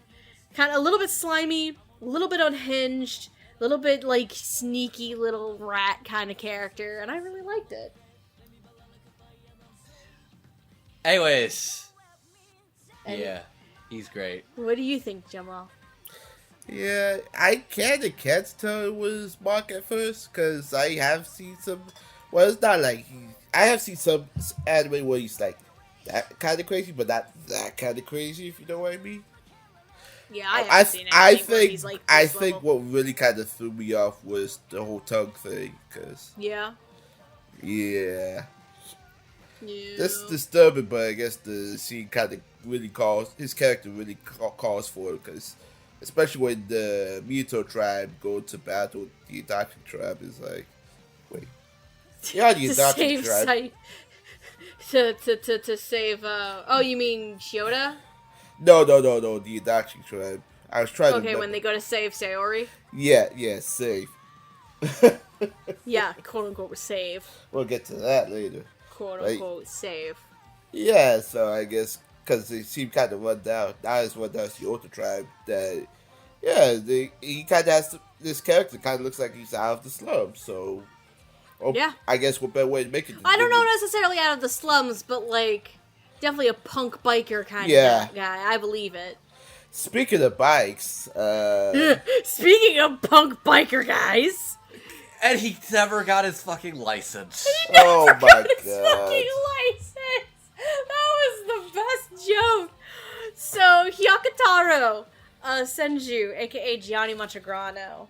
How do we feel about our wonderful captain of the Adachi tribe? I fucking love him. Yeah. Gianni is so stupid talented, and he is delightful as this fucking pompadour wannabe biker leader man who thinks he's hotter shit than he actually is, but is also kind of a dumbass. And God, he can't fucking drive a motorcycle is such a good gag. Oh Yeah. man. There's a joke when Minato goes to save Saori from the Adachi tribe, save air quotes. And the Adachi tribe uses motorcycles as their official cleats for the game, which the umpires allow. All except for Hyakutaro, because he doesn't have a motorcycle license. So he uses a bicycle to run around on the plates as his footwear. And the joke is made by a couple of players like, see, this is what happens when you don't get your motorcycle license and nobody now takes you seriously. It's like, shut up! But Gianni's just got this very charming, supportive big brother energy to him in Hyakutaro. Yes. And you can tell he's got his heart in the right place, even if he doesn't always know how to show it. He's very much like a better guy, Mondo Owada, and Gianni's voice is absolutely a ton of fun, and he has great chemistry with the Minato tribe. Minato tribe? Oh, yeah. Particular. Yeah. His heart's definitely in the right place, especially when it comes to like certain character moments, like Yes. when we first believed him to be dead in episode 5, I think. Oh, when Adachi takes on the Shiota tribe? Yeah. I was like, God damn it. God damn it. And then he comes back in the next couple episodes. I was like, wait, what? Oh, yeah. Yeah, that's part one of my problem. And then there's another moment where... Listen. Remember, by this point in the show, fucking XB it has not become, like, unregulated thanks to Ojiro. So killing people has not been allowed yet. Okay, so if the whole video release comes out and it turns out Ojiro pounded him in the head, how are you gonna explain to me what that liquid was then? That looked like blood to me. I'm just saying. He got better. I got better. They really did. It's just a flesh wound. Everybody else in this show is made Tonka tough, except for Shun, who is made out of, like, day-old napkins and glass bones. Yeah, we'll get to part 2 later, but yeah, he got better. Until the next scene when he's invited to Todoroki's mansion and oh god, I forgot his name was Todoroki. Big Yakuya Todoroki. God damn it! God, he was really full of shit after that whole saga. Oh, I thought he was gonna go to a road rage. Oh, not road rage, a roid rage, and then he ends up on the Nekomaru Nide. Oh god, I get it. Yeah. Well, okay. That is a big Nekomaru shit! I gotta take a massive shit! To be honest, how many of us haven't pulled a Nekomaru Nide? Anyway. But yeah, he's definitely having fun with these types of characters. And if you ever followed him at any given time on Twitter, you know he loves playing these types of characters, no matter what he does. Oh yeah, Gianni's such a freaking delight, and I love getting to hear him more and more in things. He was a ton of fun in this role in particular, and I'm glad we got to hear him really rev his engine up. Alright, get out. Alright, so at this point, is there anything else we want to add about the Adachi Tribe, aka Gianni and Mark? Or do we want to move on to our main team here? The minors have been fun. It's time to move on to the major leagues. Mm-hmm. Okay. So, we have the Minato Tribe plus our main antagonist, Ojiro. So, we have, as a refresher for folks at home, who we're going to be talking about next, we have Casey Mangelo as Haru, Philip Sacramento as Taiga, John Van Doren as Kazuki, Jacob Hopkins as Shun, Brittany Karbowski as Saori, Brendan Blaber as Monami, Kevin Thelwell as Santaru, Joshua Waters as the quadruplets, Ichiro, Jiro, Sabaru, and Shiro, and of course, Corpse Hub's husband, I can talk, as Ojiro. I think we should start with the quadruplets because that is the easiest place to start. Yeah. Joshua Waters. Okay, so I gotta be honest with you. I thought Joshua was pretty good. I thought Joshua was a little underwhelming. I thought Joshua really was growing into his own, and I gotta say, Joshua blew me away. He's got a career really building for that Joshua in particular. Other one needs a little bit work, but the other two are pretty impressive in particular. I hate you right now. I thought Joshua was awesome. Pretty awesome. Amazingly awesome. Definitely awesome. Anyway, so Joshua, like we mentioned earlier, voices all four of the quadruplets. And yes. One thing I'm definitely going to give him credit that Joshua manages to make the quadruplets distinct enough to each have their own personality to them. They all sound slightly different from one another, and that's a really tall task to take. Oh, yeah. Even for, like, a small part, that's not easy to make them all distinct. Absolutely. So, definitely kudos to Joshua Waters for that. Because it's similar enough to be like, hey, so these four are related, they're brothers. But each one has, like, has a small twist to them to give them their own personalities. Yeah. And that's not an easy feat to do, and especially, like, if you sometimes have I'm doubting that these were recorded. The characters the lines for them were recorded consecutively. They probably went back to each one separately. Yeah. So here's what. Because if it was one after the other, that would have been if it was one after the other, and Josh has to quickly change those personalities to match, then kudos even more. Holy shit. Yeah. But I doubt that's how that worked. Yeah, because you'd have to have a slight engineering trick to do that. But what it was, and according to Lenties, apparently Joshua turned in auditions for multiple characters, so the cast of it, the quadruplets, called that the ultimate he-they experience. The ultimate what? He-they experience. Jesus. Yeah. Interesting. Because of their pronouns. Got it. Makes sense. That would do it. Mm-hmm. But yeah, like I say, Josh, I don't have much to say in particular. All I can say is this was no small task for what is effectively the supporting roles. Yeah. But no, kudos. Joshua did a fucking killer job. Kudos to Joshua for having a lot of fun with the quadruplets, for sure.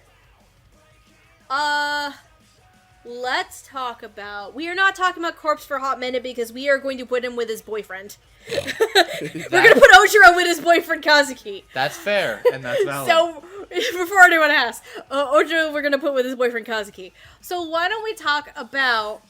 Why are you laughing? Okay, so I need to come out and at least give credit to this one in particular. Are you looking at Patrick? So, oh yeah. Side note: we were recording for an hour and a half. Patrick was originally supposed to be part of this episode with us, but due to scheduling issues with work, he unfortunately had to drop at the last minute. But we have his notes. I've been doing my best to at least mention a lot of his points in passing, but this one I need to credit to Patrick in particular because this one made me laugh. What? Shout out for Kevin Thewell for playing the competent Matsuno brother. Fucking incredible. I mean, he's not wrong. Let's talk about Brandon and Kevin then. Let's put the two of them together because they kind of are together most of the time anyway. So let's talk about Brandon and Kevin together. They're the two bros. They're the two bros, but one of them is the big giant teddy bear, and then there's Santaro, who's an idiot. Yeah. So if I was to describe it, one is the giant Great Dane, who is just a big cuddly friend, but will crush you under his cuddly weight. Mm-hmm. And then Santaro is the giant bitchy chihuahua who wants to be tall. No, wait. Actually, probably closer to say a dachshund, I'd say. Basically, tiny legs, big attitude and personality, and is not going to let his size intimidate you. He will talk a big game, and he will play a big game. Oh, that's amazing. Mm-hmm. Anyway, how do we feel about Brandon and Kevin? Kevin is a lot of fun, and I hadn't heard him play like a little schmarmy pervert character before. This is different for me too, because the only other role I know Kevin from is Poseidon in Sleepy Princess. Because Kevin's still relatively new and is climbing the ranks a little bit. You watched Megalobox? Who's Kevin in Megalobox? Mio. Remind me which one was that one? That's the little kid that... There are a lot of little kids, Andrew. From the immigrants. Fuck! The troublemaker one, isn't it? Yep. Fuck. Okay, yep. It's been a minute since we watched Nomad. I'm sorry. Which, man, Nomad is one of those, this didn't need a sequel, and they somehow made a show that was as good, if not better, than the original Megalobox. Mm-hmm. Fucking incredible show, Nomad was. Anyways, yeah. Kevin is a fun little firecracker in and of himself, and he is just a charming little dickhead. Oh, yeah. And I kind of love him. I'll say this. He's the pervert character, but I feel like the show doesn't play that card too hard. No. Because I've played Danganronpa 2. Danganronpa 2 is one of my favorite games in that series. The best game of that series. And probably one of my favorite ensemble casts in the series. It also has Teru Teru. And I don't care for Teru Teru. Oh, Teru. And this is a much better... Teru. This is a much better version, much more toned down version of something like that, and I like him a lot more. Santaru has his moments where he is a perverted little shit. Yeah. But it is in the appropriate points. It's not Santaru's pervertedness is not his entire character. That is the big thing. He's just a cool big bro that's the size of a little bro. Yes. Little big and bro. I think he acts like a big shot, but he's actually not. I think he's the right level of energy and is a great supporting figure for the entirety of the Minato tribe. Yeah. Anyways, Kevin is great. I need to talk about fucking Brendan. Hold on, let Jamal talk about Kevin. Hold your dang horses. Fair. Hi. So yeah, I thought Kevin was great as this character. He talks big, but he walks small. Yeah, the perfectness it's definitely not his whole character. It is fun at times though, especially that one Shao scene where Satoru just hears Haru screaming. He's like, "Hey, what's going on here?" And just starts pulling out a video camera in 4K. Yep. And then because Haru walked in on Saori changing. Yep. That's a hell of a right hook to take to break a camera, though. Santaru deserved that. He did. 100%. He did. I just didn't expect the camera to disintegrate that much, though. Mm-hmm. Dude, you don't mess with Saori. Dude had a 4K camera, too. Yeah, I just mentioned that. Got his ass whooped in 4K as well. He wanted to catch Saudi in 4K, but that kind of backfired. He played himself. He wanted to catch Saudi in 4K. Instead, he caught these hands. Yeah! That he did. That he fucking did. But like the other said, that part of the character did not define him as a whole because he really is passionate about like what he does, no matter how he does it. Like it's only when he gets back to a corner, like when the Minato tribe is decreed in the last arc, forced me to play a game against the Chiyoda tribe one more time. It's like, yep, it's that kind of determination. It's like you're back against the corner. What are you gonna do now? And just when he thinks the chips are down, somebody manages to bring it back up. And I like how Kevin displays all those changes very well. And I thought he did a solid job. I will say I like some of the moments where it's like, speaking of the last match with Chiyoda, there's a funny moment where Santaru talks a big game, but then sometimes he gets terrified and pisses his pants basically. I think I know the line. He got. I don't know it exact. But he has to there's record a pretty princess, and Brendan says, "Yes, you know it's stream. Everybody knows it's streaming." So. It's like, dude, you can't fool us. We all know it's streaming. Yeah. Like, yeah. Santaru is kind of, he's not the definition of all bark and no bite. He's not the definition of that. But there are moments where that comes up, and it's hilarious. He's basically 90% inspiration, 10% perspiration. Yeah, sounds about right. I will say this though, because I'm going through Letty's notes here. Apparently, to them, Satoru was the one character they were confident that they knew who they wanted before they heard Kevin's audition. And then they heard Kevin's audition, and they knew right on the spot he'd be perfect. Yeah. Yeah, so Kevin, you did good. And happy birthday to you. Ah, yes. At the time of recording this, it's Kevin's birthday today. Happy birthday, sir. Happy very belated birthday. Happy very belated birthday by the time this episode comes up. But by the time this episode probably comes out, it'll be the end of the World Series, I guess. God, if that was time for the end of the World Series, Jesus Christ. Oh, shit, anyway. I just realized. Well, I'll get into that with final thoughts. So... Okay. What? Should we talk about Monami? Yeah. Are we good with Santaru? Let's talk about Monami and Brendan Blaber. Big Pimpin'. Big Pimpin'. Anyway, you look like you have something to say right now because you were just itching to say this. I need to describe the exact words that I was told Monami needed to be that Marissa Lenti wanted when she was casting Brendan Blaber. Lenti said that they need a Jerry Jewell, but he's a hamster from Chicago. Yep. And that is exactly... That's exactly what this is. what Brendan Blaber delivers. That's exactly what this is, and I love it. A Jerry Jewell ham from Chicago who's a fan of the Cubs. Oh, about the Cubs, baby, about the Cubs, let them come. Get over And there is just this very unique, friendly, approachable voice Monami's got going for him. I love Monami. He's everybody's friend. He's also like probably like the most emotionally available member of the tribe. Oh yeah. Like you can tell he listens to everybody's problems and he's there for everybody else. And he knows everybody's deal. He knows all the gossip. Mm-hmm.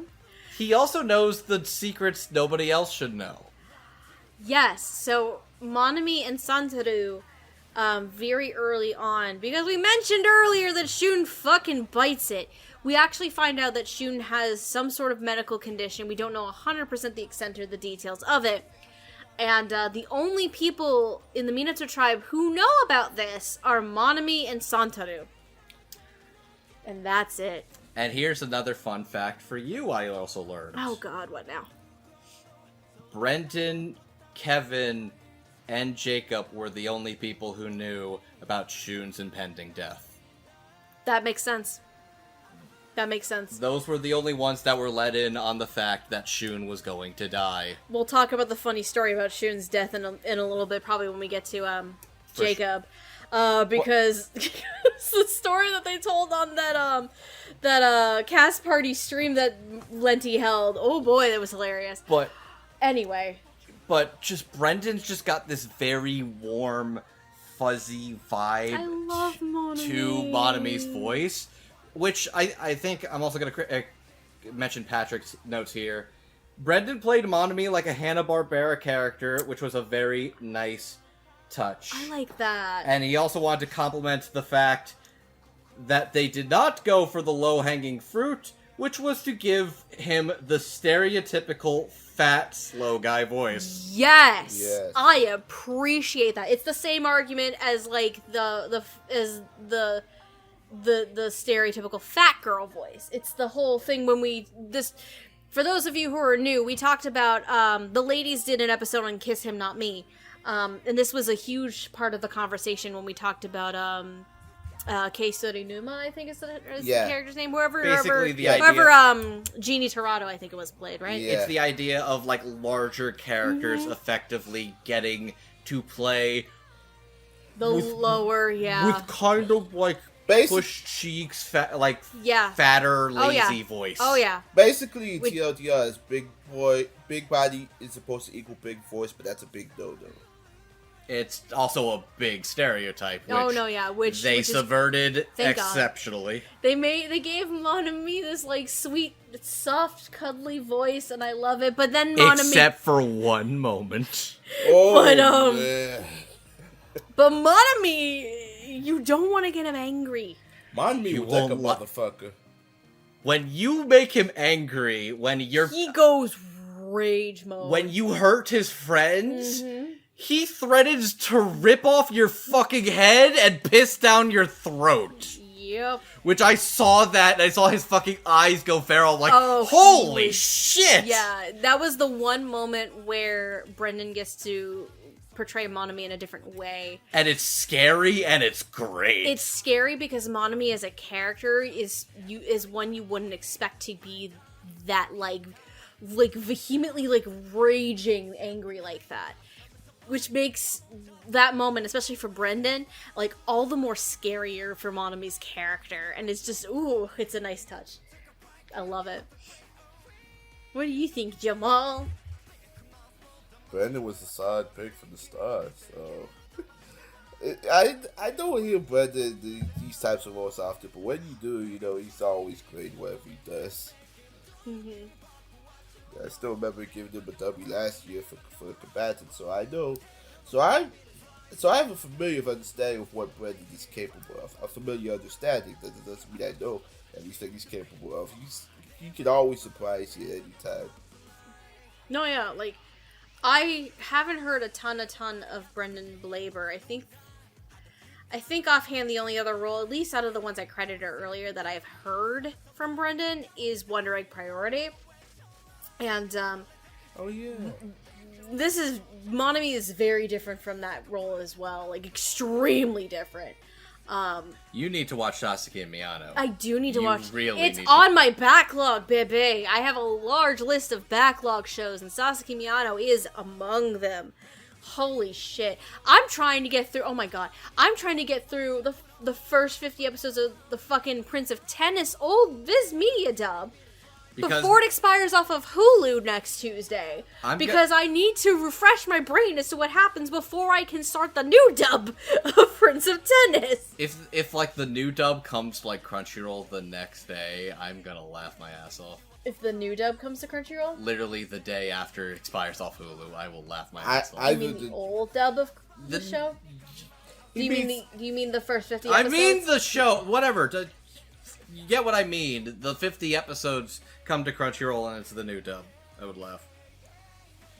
I don't think they can do it that quickly because of legality issues, probably with the license. I mean, probably. The most they might be able to do is put the Japanese up, probably not in a new dub. And anyway, we're arguing semantics. I was doing a bit. We are arguing semantics. I was doing a bit. Well, you failed. Anyway, anything else? Swing and a miss. Strike one. Anything else for Brendan and Kevin? They are delightful, and they are very fun, entertaining characters, and they really, really brought a lot of these characters to life in their performances. Okay. Anything else, Jamal? They're very great. Okay. Let's talk about... at this stage, it's pretty easy to go through these characters in pairs. So let's talk about Shun and Saori, aka Jacob Hopkins and Brittany Karbowski. You think Sayori was into Shun? Oh, more than likely. She was pissed when she found out that nobody told her about Shun's condition. I was gonna say, Sayori and Shun feels like a very Yoko and Kamina situation. It's possible. And finger on the god by, even I know what you mean by that. Yeah. Oh man, we gotta correct that. We own it, so. I decided to finally bite the bullet on a $130 set. But Dude. Anyway, so these two characters are very interesting. You have Shun, who is a snarky little shit, but is the leader of the Minato tribe. He is a very good influence, especially to Haru when we're introduced at the start of the show. And he kind of helps motivate and instill the love of XB into Haru before he dies. And a little bit of the Taiga as well, even though Taiga's a fucking dumbass. And then you have Saori, who is, she is the... Big sis. She's the big sis. She's also the playmaker for this team. Yeah. Because she knows the game. She knows some strategies. She's very quick on her feet. And can adapt very easily to the situation. She is the only person in the entirety of the Minato tribe who has any sort of fucking plan outside of somebody who comes a little bit later. Kazuki. But anyway. Do you want to talk Jacob or Brittany first? I'm gonna start with Brittany personally because it's Brittany fucking Karbowski. Yeah. Woman's a legend at this point, and she's goddamn fantastic as the snarky little big sis, doing her best, keep holding everything together. Yeah. While also kind of just being fun and supportive, and also pretty funny too. Yeah. Brittany is delightful, legendary, and absolutely just pretty wild range she can play. Saudi has some moments where she gets to be a sassy pants. A snarky little sassy pants to the teammates because her teammates are idiots half the time. I still remember Tiger's disregard for XP at the beginning. And she's like, not that I don't appreciate your penchant for violence, but XP is a team sport. And she just pops a gun on her. Haru, you're a good little boy and a good student. 5 points for you. Taiga, I'm shoving this machine gun right up your arsehole. Strut up your arse. Boy, boyo. Yeah. Hey, boyo. She was a little gun happy with those moments. But, yeah. She's sure not a quick shot. Cool. Anyway. Go ahead, Jamal. Well, she sure did miss the 100% of the shot she didn't take. But, like Lindsay said, if you want a girl character voice for library, right, you cast Brittany Karbowski, which it definitely makes sense, because as I've said, and I will say time and time again, Brittany is one tone of voice, but she manages to adjust it into a variety of performances, because Yes. I, for the love of me, cannot ever recall, okay, well, maybe one time, where she has voiced a tomboy kind of character. Little boys, yes. Big girls, yes. Not tomboys. Except for Island of Giant Insects, but that's a different story. That is a very different story. I will say, though, ever since that and Gleipnir, it's like she's been able to harness another dimension of vocal performances lately. Mm-hmm. Because while I was killing time binging all of this today, I was also watching her in the Great Giant Will Not Be Defeated, and I was of 2 minds of that as well. 1, oh, that's Brittany Karbowski. 2, that's Brittany Karbowski? I love when I get to be surprised. It's like, oh, this is the person I know. Wait, what? I think the fun thing to me about Brittany Karbowski in particular is that she is probably the most established voice actor in this entire cast, and even after all these years, she's still got it, and she's still playing a lot of fun, different roles than what you would typically associate with her. Yeah. And that's pretty goddamn cool. Like, in the span of, like, at least the past couple of years, you have roles like Eddie from Angels of Death, we have her character in Gleipnir, we have Saori here, and a variety of others. Like, she's really gotten to grow from the whole one-note character type and tone, and just expand into a variety of more characters that she just gets to have fun with and play with, and it kind of, I think, in a way, challenges her too, which is perfect. Like, actors love challenges, you know what I mean? And she's always up to the challenge and ready to step up to the plate. Oh, she hits a home run. Hey, ba-ba, hey, ba-ba, hey, ba-ba, swing, I can never recall, as far as I'm aware of, a Brittany Karbowski role that I do not like. Unless it was some of the early stuff where she was still trying to establish herself, and it's like a little bit like where she's more green. But aside from that, like, I love when actors finally get to expand and play out of their type. And this is one of these cases. Anyway. So yeah, Brittany is good. This is the first time we're talking about Jacob Hopkins. Literally the only reason... This is the first time we're talking about Jacob Hopkins. I'm just going to put on recording... And I'm sad. I'm just going to put on recording... I want to make a To Your Eternity episode happen. There's like maybe 1 or 2 voices I'm missing, but I'm willing to do that anyways. I really want to make a To Your Eternity episode happen. But anyways, Jacob Hopkins as Shun is fucking fantastic. And I appreciate that right now we are 2 for 2 for tragic white-haired anime boys that Jacob Hopkins plays. Oh my god! I hate you! You're right! Ah! Also, this one's probably a little better off because he actually gets to fucking feel the sweet embrace of death.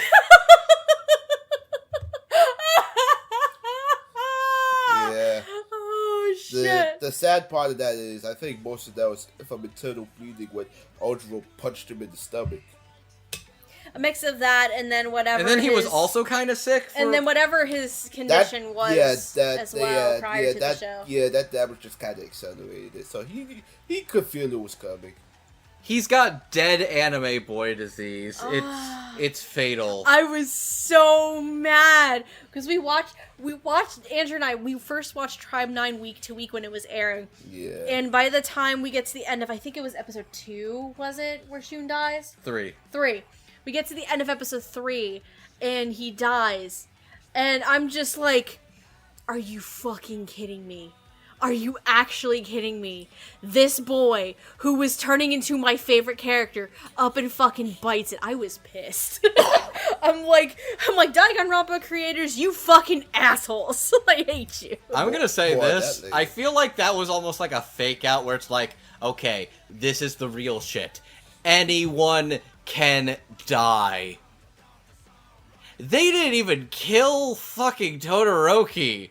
And he had a bomb in his face. Oh my god. They didn't even kill Senjo, man. Like, the body count for this show is surprisingly minimal for this creative team. I'm shocked. It kind of talks a big game, but is shockingly non-committal about offing people, which kind of makes Shun's death darkly hilarious in hindsight, because it makes Shun look like he's a fucking weak-ass glass cannon. Don't you say that about my boy. I love Shun. Shun is a very good boy, but Shun is a very good boy. Yeah. The show really does him dirty, though. The show did him so dirty. I'm so mad. What were you gonna say, Jamal? I was gonna say, you said that kind of makes him sound like a weakling until you get to like Shun and Saoi's backstory, but yeah. Yes! This is problem number 2 I have. We'll get to the third later, so. Mm-hmm. So, the thing with Shun is, for a while when the Minato Tribe was established and they were playing XP, Shun was nicknamed, I believe, the Destroyer. Oh, yeah. Because Shun was brutal as fuck. But it's Sayori who ends up essentially, like, knocking sense into him and getting him to chill the fuck out. Because Shun was all about, like... She domesticates him. Shun was 100% about, like, fucking play the game. You gotta keep playing the game as hard as possible. And then Sayori's like, bro, stop. Domesticating him is probably the right way of saying this. And I love Jacob Hopkins as Shun so much. I think one of my favorite lines is like when Taiga is like getting his ass kicked by him. Yeah. He says, "Son of a whore." Jamal mentioned this earlier. And then you just hear Shun, language. And just like patting his head. I also he's a snarky little shit, but he's a very charming big brother, mysterious big brother. And Jacob is absolutely delightful. Yeah. What did you want to say, Jamal? I like the fact that same episode, at one point, he just starts vomiting. And Tiger's like, dude, you good? Are you good to die? I was like, wow. In hindsight, yeah, that was kind of foreshadowing if you think about it. 'Cause anybody that throws up that much, it's got to be... Oh, yeah. Ugh, Oh, yeah. got to be real unhealthy. So, for me, when it comes to Jacob Hopkins, this is probably the third time I've heard him in anything. First being, of course, Fushi in To Your Eternity. The second being a minor role in Uramichi on Nissan. Oh, yeah, he's the bartender. Correct. But again, this is still the first fucking time we're talking about Jacob Hopkins, and it's long overdue. But I think I'm getting a much better feel for Jacob as an actor with this show. To Your Eternity was a little bit... To Your Eternity is an interesting thing in and of itself, because of Fushi as a character, and it's hard to really... It's hard for Jacob to, like, as someone in, like, the dubbing sphere in this case, because I'm not going to say voice acting because, of course, he's fucking Gumball. He's effectively playing 3 different characters. But, yeah, like, Fushi in and of itself is a very interesting character of how that show progresses if folks at home have seen To Your Eternity. But I feel like I have a much better idea now of Jacob Hopkins, like, vocal tone, performance-wise. Like, I have so much of a better idea now with a much more consistent character with Shun, and Shun leaves a massive impact in just a short span of time. And because Shun is essentially, at the start of the show, the heart of the Minato tribe. Yeah. Once that heart essentially gets ripped out and just destroyed and just dies, where do you go from there? They have to figure out how to fill it and how to move on. Right. Mm-hmm. So Jacob's role in all this, he has to be the heart of the Minato tribe. And his death has to have that impact that's going to be like a huge blow to them. And I think Jacob does very, very well. As a side note, speaking of Shun's death, there is a hilarious story. So Andrew mentioned this earlier, that Jacob, Brendan, and Kevin were the only ones who knew that Shun would die. But nobody else did. And so, how did the story go again? Let me see. So, basically, courtesy of one, Marissa Lenti, who has been a very big help in regards to preparing for this. Lenti also told this story on the cast party stream for Tribe 9 that they held. I purposely kept his fate a secret from the actors except the character who knew Shun was sick, so Jacob, Brendan, and Kevin were the only ones who knew. I thought the acting would be more authentic that way, and you can kind of hear that Brendan and Kevin specifically react in certain scenes knowing. Brendan also nearly spoiled it for Casey by complimenting Jacob on his death scene in the group chat right before Casey's session. So everybody spammed the chat so that when they checked, it was pushed up. And we all went, Casey, don't scroll up! Don't scroll up, Casey! Don't look! Whoops. And that's what you call solidarity. Yeah. No, that's what you call team spirit. There you go. There you go. That's what you call commitment. Oh yeah. Oh yeah. But no, I love Jacob as Shun. The show did him dirty and it makes me upset. Yeah, the show did him He really got done dirty. He got did dirty. Makes me mad. 2 for 2 on Baseball Boys, but he got done dirty in this one. He got done dirty. He got done dirty. Also, Shun is the fucking carbon copy lookalike of goddamn Nagito Komaeda. Yeah. 100%. Doesn't have the personality to match, but is a carbon copy of Komaeda. Like, you cannot tell me otherwise. So, there's that. Anyway, are we good with Brittany and Jacob, or is there anything else we want to add for the two of them? Anyways, let's throw out the old model. Let's go for the new shiny model. Even though we got him used from the store and his arm no work so good. Motherfucker. Alright. Blueberry Shun lightly used. Shun! Time to rip the arm brace off. Oh yeah. Lightly used and abused, but he likes it rough. Oh god. Dude. God damn it. These fucking puns. Alright, Kazuki! Let's talk about Kazuki Aoyama and Ojiro Otori, aka John Van Doren and Corpse Husband, respectively. Now, where the fuck do we want to start with this? Because there's a lot to unpack here with these two. I'm gonna say with John in particular, it feels like he is played like an enigma. In that you can never read what's going on in his head. Yes. And it feels like everything he says and everything he does, you don't know if he's being sincere, you don't know if he's full of shit, you don't know if he's using you, you don't know if he's being friendly with you. You can't read him. Especially early on when we get introduced to him when Minato goes against the Adachi Tribe to save Shiori. Saori, not Shiori, Saori. Because he just pops in out of nowhere, is like, dude, you guys suck. I can help you win. And Kazuki does resort to kind of some dirty tactics in order to help them out. So he's not afraid to get his hands dirty. Not in the slightest.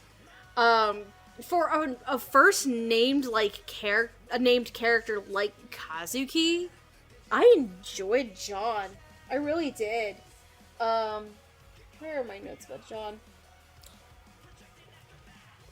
I will say this about John, because I've seen him pop up lately as like ADR prep.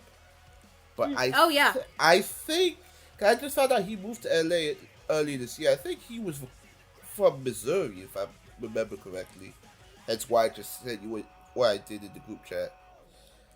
So yeah, so Missouri. Oh wow, yeah. Oh my god. Jesus. That's a long trek. I like that John's Twitter name also includes, go back to it, Ultimate Snarky Commentator. I love that. That's brilliant. But no, like John has these fun little snarky commentator, some fun snarky lines and moments, and I like how you described him, Andrew, as an enigma, where you don't quite get a read on him. Because, Kazuki is a mystery in of itself for, like, a good chunk of the show.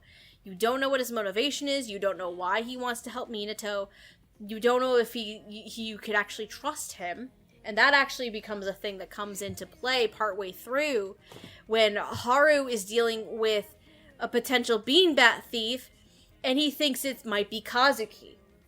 So he doesn't know if he should trust Kazuki. Kazuki is not an idiot. Kazuki's very smart, though.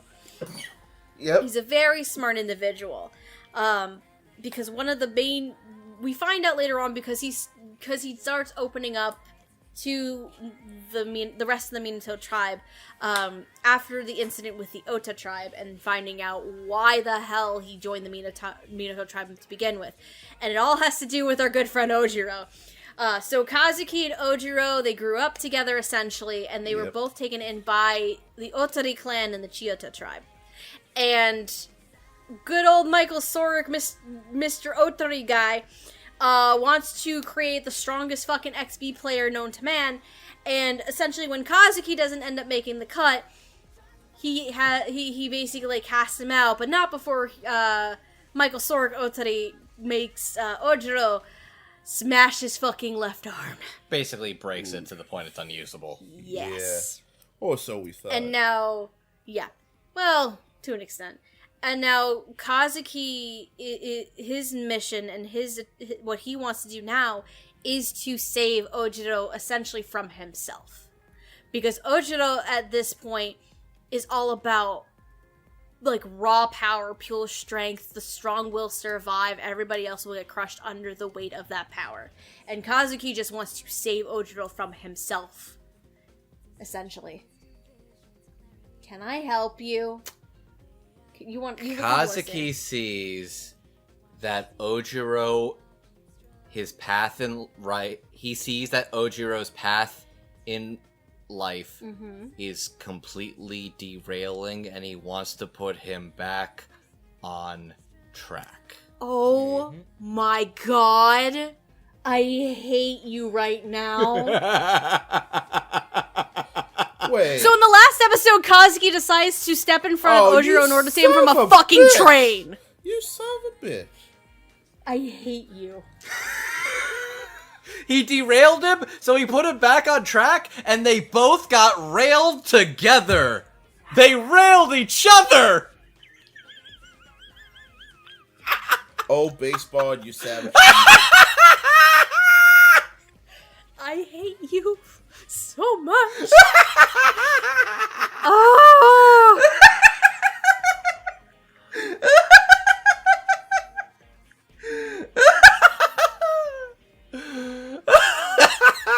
I hate you. You fucking asshole. Anyway. I took a train for you. Jamal, how do you feel about John as Kazuki? Very smarmy, very unique. I want to hear more of him. I forgot that this was not the first role I heard him in until you said, you said Full Dive, right? You was in Full Dive? I think you said for one of the characters. I looked him up earlier today. So Kazuki is the only, from what I could find, Kazuki is the only named character that he has. He's had background roles in shows like Dragon Ghost House Hunting and Full Dive. Okay, then. Because I think I looked him up and I saw, I was like, this motherfucker. Anyway, John... How dare you not have named characters, you asshole. Not what we mean. That's kind of what it sounded like when you were saying that. No, I looked him up earlier. I saw a character he voiced in Full Dive. I was like, oh, this asshole. Kamoy. But John, No, that's Samuel Drake, bud. Oh, wait, hang on. You're looking for no, hold on. He's right here. Tanashiro. He's Johnny Youngbosh's bully. Anyway, so John Van Doren, it was really my first time being aware of him, even though apparently it was not my first time hearing of him. He was very smarmy as Kazuki, very cunning. You can definitely tell he was hiding something just by the way he talks. Right. But when it came down to the end, it's like, there's only one thing and one thing he cares about the most. Mm-hmm. Which, have you finished talking about John? Because I want I think it's as good a time as any to segue into Corpse. There's one thing about... As Ojiro. There's one thing that Kazuki cares about, and one thing only, and that is Ojiro Otome, which, let me tell you, of all the things in my life, I did not expect to hear Corpse husband in an anime, let alone a dub talk episode. Because I know, right? Because I think what it was one day I was coming off of work and I saw the casting announcements for Tribe 9, and I saw a tweet. I'm gonna have to look up the tweet later just to prove I'm not talking out. There was a huge omission from the originally announced cast, and for very big reason. I saw a tweet where Letty said, "Hey, what do you think about if I what do you think about Corpse? What happened?" Oh yeah, Lenti did do something like that. Did do something like that. It's like, that'd be awesome. Sneaky. And then the next day the dub came out or something. Then we find out he was actually cast. Oh yeah. Which blew my fucking mind. Which I also have to bring up this too, because I didn't bring it up earlier with casting. I think he managed to get some of his other YouTube friends involved in this, because you would be correct. Because I would know, because I kind of sometimes watch some of that group stuff. You would be 100% correct. Because I remember there was also a video he did with Sekuno, who played one of the twins in the Children Tribe, along with Akure. And they were talking about Tribe 9. He's like, oh, maybe we should get a watch party for this. And then 4 days later, come to find out he's in the dub as well. Him, Foggy-D, Tom Shaw. So it... Mm-hmm. Also... Sorry. It is, if you are familiar with this group of YouTubers and streamers, you might have heard of the Amigops before. That would be Corpse, Valkyrie, Saikuno, and Disguised Toast. Yeah, Disguised Toast. Yep, Ray, Saikuno, and Toast ended up being part of that last team for Chiyoda. Saikuno and Ray, as you were kind of saying before with Saikuno, they were the twins that go against Haru. And then Toast is this ninja-looking motherfucker that, who goes against him? Is it Santaru in that one scene? Or is it Taiga? It's not Taiga. I also kind of wanted to shout out, I think one of them was a YouTuber who passed away several months after the fact. I believe his name was Technoblade. Yes, Technoblade was in there as well. But yeah, I think the announcement of Corpse being in the show effectively broke the internet for like a solid 24 hours. Yeah, and again, I gotta find the tweet for this, because I think I remember hearing somewhere that Letty might have slipped Corpse an audition, and Corpse actually went through with it. Yes, I feel like that is a big important thing, guys. It was not a stunt casting. Yeah, it was not stunt casting. It was not for clout. Mm-hmm. I trust Lenti shot their shot and got Corpse to audition. And he auditioned. Mind you, this is he went through the process like anybody else. Mind you, this is an asterisk, because I have to find that tweet. Otherwise, it's going to sound like I'm talking out my butt. It's true. It's 100% true. It's known information. We don't need to cite it at this point. It's been said on record. I know. We are willing to vouch for it. I know, it's just a piece of mind to me, that's all. Fair enough. No, I getcha. But no, it's 100% like Lenti shot their shot and just was like slipped Corpse and like, here, why don't you audition for this? And he did it. And it worked out. Again, you miss 100% of the shots you don't take, and that was a hell of a shot to take. Yeah. But I think in terms of talking about Corpse's performance, because this is his first ever like anime dubbing performance. Okay. I will say this though, because apparently in Japanese this character is Junichi Suwabe, so already I'm not surprised. Yeah, that sounds about right. That tracks. So already he's off to a good start. I know 2 out of 3 of us have mixed feelings on the mask filter, but I kind of thought maybe it brought what it needed to the character because he's supposed to be menacing behind this disguise of his. Because the filter's a necessary evil. The filter's a necessary evil. He has a uniquely low voice. Corpse has such a unique voice that I think it was like it's a fun little game of trying to balance it out with the filter.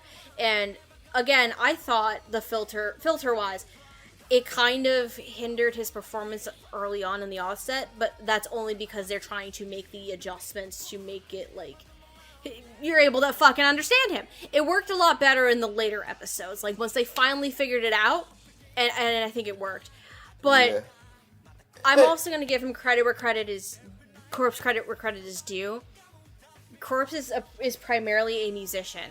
So for him, he already has the skills, like the sense of rhythm and timing, and he's able to take those skills as he has as a musician and bring that to the dubbing sphere like this. And I think while it was not a seamless transition, because of course everybody's going to be green with their first dubbing role, that's just par for the course. He grew into that and kind of stepped into it a lot more easily than some people who may not have musical experience or who might not have acting experience. So it's not necessarily like a seamless performance all the way through. It's not 100% seamless, but that's because he's never done anime before in his life. So I have to call it as it is. But over time, the more he got to be involved with it, the more he got to like really portray and get the chance to play with Ojiro. Yeah. And grow with it became yes, because Ojiro goes through his own character arc, where because we were talking about this before when we were talking about Kazuki and what his motivation for the show is. Ojiro is just all about brute force and power and the survival of the strongest. But progressively, the main thing for Ojiro is just learning to have fun. That the game of XP is not all about power. It's not about drive. It's not about power. We stay hungry. We devout. No, I'm kidding. I like how he went from an FMA reject to a Bison reject from Street Fighter, only to realize that not everything is about brute force. I was referring to that one song that The Rock fucking did. Actually, I was just referring to drive. It's about power. I was just referring to his costumes, basically, because. Oh, okay. But the main thing is Ojiro is learning by the end of the show how much fun XP can be. Yeah. You know what I mean? And with the help, not just from Kazuki, but Haru and Taiga become major influences to that point as well by the end of the show. Where by the end of it, Ojiro's just happy. He's having fun. He's having the time of his fucking life right now. I think that's been a thing in some of these shows lately when somebody at the top realizes what it is they've actually been missing all along, and that's when that third act twist came in. Ojiro and Kazuki lost a lot along the way, and what Kazuki was able to essentially gain back by being cast out from the Otori clan, he wanted to try and get that. He wanted to help Ojiro and get some of that humanity back, I guess is the word. Yeah. You look like you want to say something. I would like to give credit where it's due that even though there are no subs in baseball, the line, "You'll have to settle for being my sub," yes. is quite officially the gayest fucking thing in this entire show. Oh yeah. And they kept it in, and it is as gay as it is, and that, yeah, they fucking. So. But no, I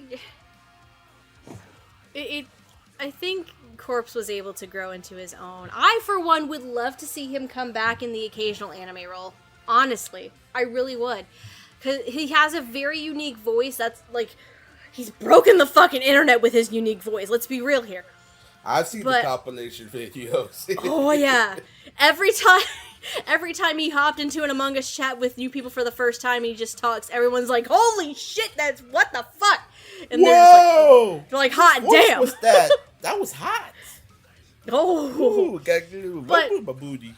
I feel like if he were to continue occasionally voicing in anime roles, it could be another skill set that he could hone, and I think he would actually do really, really well. For a first outing like this, given everything that he's dealt with Ojiro along the way, a lot of the technical pieces to it, the fact that he's brand new to the anime dubbing sphere, and the skill set that he currently does have as a musician. It translated very well, and I think by the end of the show, Corpse has a really, really strong performance by the end of it. So I really think I would love to see him pop in an anime again, honestly. You look like you want to say something else, my dude. There is one thing, I think I know where you're going to go with this. There is one thing, though, that I am going to criticize this whole thing with. I am going to just straight up say I've been quiet for most of the segment, because I'm going to piggyback almost exclusively off of what Patrick has written here, and I'm going to read it verbatim because I kind of agree with most of it. Okay. Corpse Husband as Ojiro is probably the performance I have the most to say, and not fully because of the performance in and of itself. In that respect, it's perfect for the needs of the character. You can tell that Lenti, Corpse, and Sound Cadence engineering crew were refining the filtering work as they went, which lent itself well to the arc progression of Ojiro as a character. Without the mask, and by extension the noble sacrifice of multiple Fisher-Price karaoke sets, Corpse actually shows off an extremely capable performance, which took me aback given it's, to my knowledge, Corpse's first ADR gig. I do, however, have one umbrance, and that's not with the show or the dub itself. That's with how Funimation's social media team treated his casting and turned it into the central promotion for the show online. The casting was not meant to be a gimmick, but the Funimation social team made it out to be. It wasn't fair to the rest of the cast, not to Lenti, and at least of all not to Corpse, who took some of that backlash. He auditioned, and he got the part. I also respect when this happened and dub actors were visibly upset over it. He turned the attention to himself away from that and focused it on the rest of the cast as well. Like when it came to everybody shining a light on him, he decided instead to not make it about himself. He wanted to compliment all of his other castmates and give them some love and attention too. As Funimation has given way to Crunchyroll, I can only hope a lesson will be learned among the social teams that promoting big names for the roles does not omit the actual talent in and of itself who works their hardest to make this happen. Anyways. This is not a stunt cast. This is not a stunt cast. This is not a fucking stunt cast. Remember, ladies and gentlemen, it's not about how high profile you are when you get the part. It's about the Mets, baby! Let's go, Mets! Come on, hit a home run! Let's go, Mets! 1986 can happen again! Let's go, Mets! Patrick the fuck. And also, why are you yelling it's 11 o'clock at night? Got it in there, buddy. Made you proud. Anyways. Yeah, this is not a stunt cast. This is not a stunt cast. Like, and I like how in Patrick's notes he brought up the fact that Corpse wanted to take the attention away from himself and put it back on the rest of the cast. Corpse always gushes about anybody he works with. to be honest with you. That's just him and his personality. Definitely got a lot of respect from him for that in Oh, particular. yeah. That's just how he is, and I 100% respect him for that. But yeah, it's one of those things where it's like, it's from the team that did Danganronpa. That should have promoted itself. There is your promotion right there, Funimation. Like... Or now Crunchyroll. Well, point still stands. But anyway, how do you actually feel about the performance, though? Because you haven't really said much, I don't think. I was going to say I liked it. Yeah? I liked it. It definitely grew into the performance. Like, it took some getting used to, but he actually adapted very well and grew really, really exceptionally into the performance. Mm-hmm. And I hope we do get to see a little more from him in the future. Yeah, I would love to hear Corpse more in anime. I'll say this. He has a very unique voice that could be made for this, for God's sake. That being said, he is not my favorite performance in this dub. No, yeah. For me, he's up there, but it's not my favorite. I know who my favorite is. It's like, I would say second place is a mix between Jacob and Corp's husband. But there is a better performance. I know who's number one in my fucking heart. I know who's number one in my heart. Is there anything else that anyone wants to say about John Van Doren or Corp's husband before we move on to our last characters? They fucking. They should be fucking. No, damn it, Andrew. God damn it, baby. Alright. Let's not derail this any longer now, shall we? Andrew, I swear to God. Well, if you're Alright. Take a swig. Anyway. Andrew's gonna... Ladies and gentlemen, Andrew is about to be banished to the couch for the evening. He will not have a bed to sleep in tonight if he keeps this shit up. He ain't getting to third base. Huh? Nothing. Jamal, even if he could get some of that, he can't anyway. My ankle's still recovering. Can we move on? Fucking Christ. Listen. Alright. Haru and Taiga. Our last two... Shit.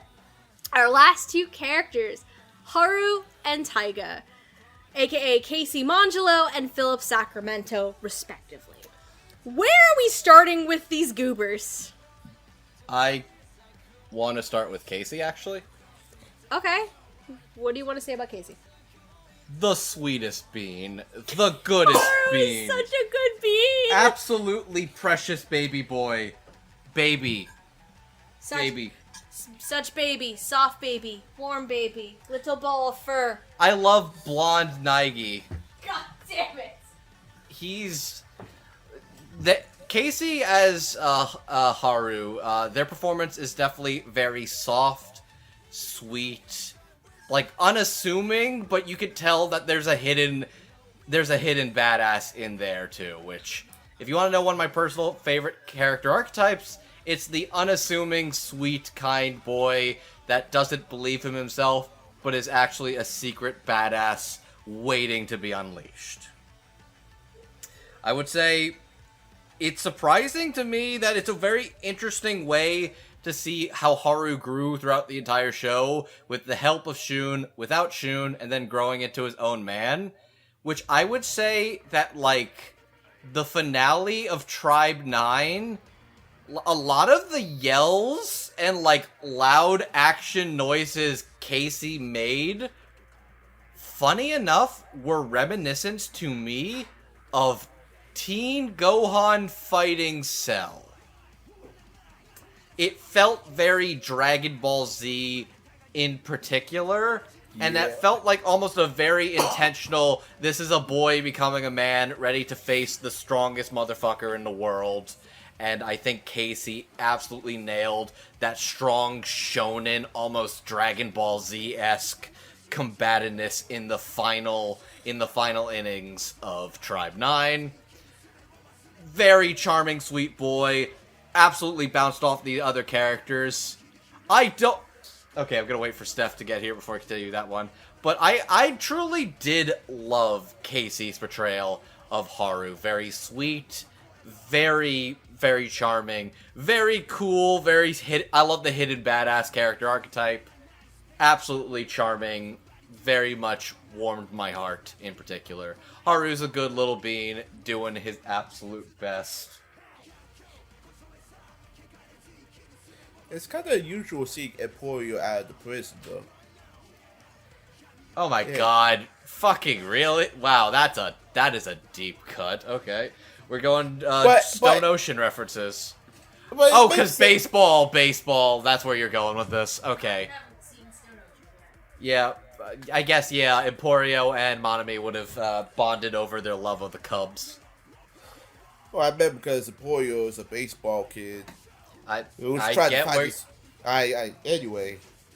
Kind of when you said Dragon Ball Z-esque, because I realized that the last fight scene, the last episode, I kind of heard the Dragon Ball Z sound effect when the ground was crushing underneath Taiga and Haru and Old Tree and Kazuki. It's like, yeah, I can see they definitely knew what they were going for, but that having been said, Casey as Haru was very neat, very charming. Very cute. I can definitely see what they were going with the performance. Hold on for a sec. Also, fucking, where the fuck did that confession come from? Oh my god. I was waiting for Steph to get back and fill her water before I mentioned that, but where the fuck did that confession come from? That's number 3, and I'll get to that in final thoughts, so... Where the fuck did I do that tweet? Oh. Yeah, that confession came out of nowhere. I mean... Shot is shot, but like... I mean, okay. There were signs that he had a thing for Saudi. Okay, sticking your head between your thighs is not a sign. That was the first episode, by the way. He accidentally walked in on her while changing and has a little blush. There are small signs. Yeah, there are small signs that show. But even in context, it still didn't make any sense to me. My point still stands. Anyway, I think this is the first time I actually get to talk about Casey. Yeah, because you weren't on 86 or Bob. Same. I didn't do 86. No, I was on Mob, but we didn't... Oh, yeah, we didn't cover this guy. Show's character didn't pop up. Because that was back when we were doing impressions, the full reviews. Yep. Yeah, this is actually my first time talking about Casey, I think. Casey's really been picking up steam, and I'm very happy to see how far they've come as an actor. I really liked Casey a lot. Man, freaking Casey has this... Casey starts out with like the shy, hesitant nature in the beginning because Casey is a scaredy little cat, and Haru's solution to all of life's problems is to run away, which he does. And then once he meets like Shun and Taiga, the rest of the Minato tribe, and all the things that he goes through, he becomes more of a reliable person for the people around him, and he also becomes a lot more confident in what he does. Like, he gets confidence in himself while playing XP. He is able to come out of his shell a lot more. So Haru has, I think, the most interesting character arc of the show. Because, again, you're going from really meek, hesitant, like, will run away at the drop of a hat, to this confident badass that will take on fucking scary-ass Ojiro in a fucking brawl, basically.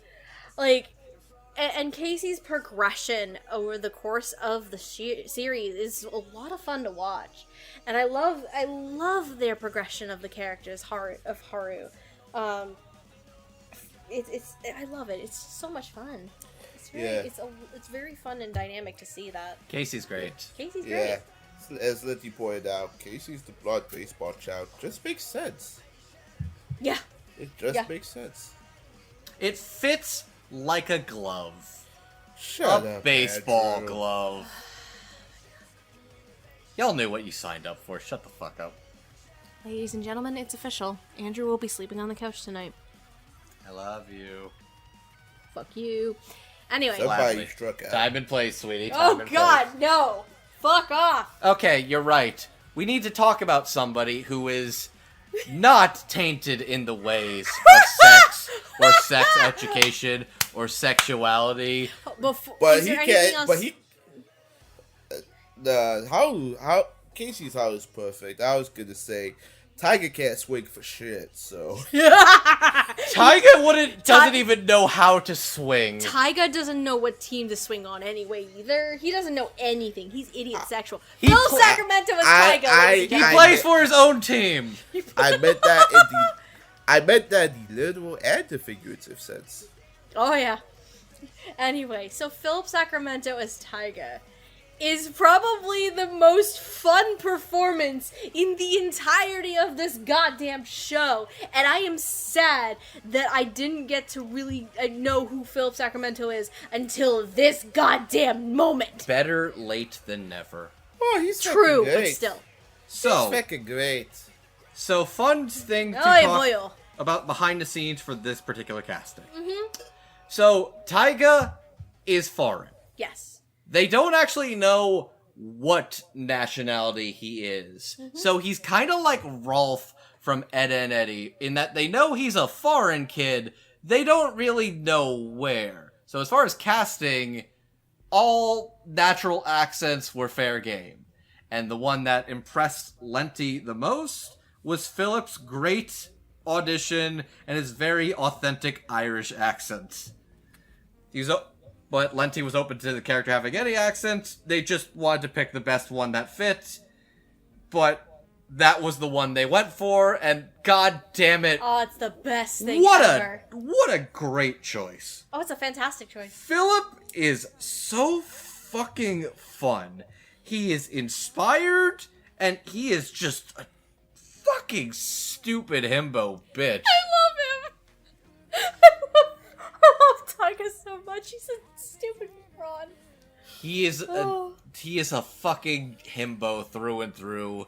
He is kind, he is stupid, but he is an arrogant asshole that is going to get into fights, but he wants to get better at the game, and he'll take any means he can.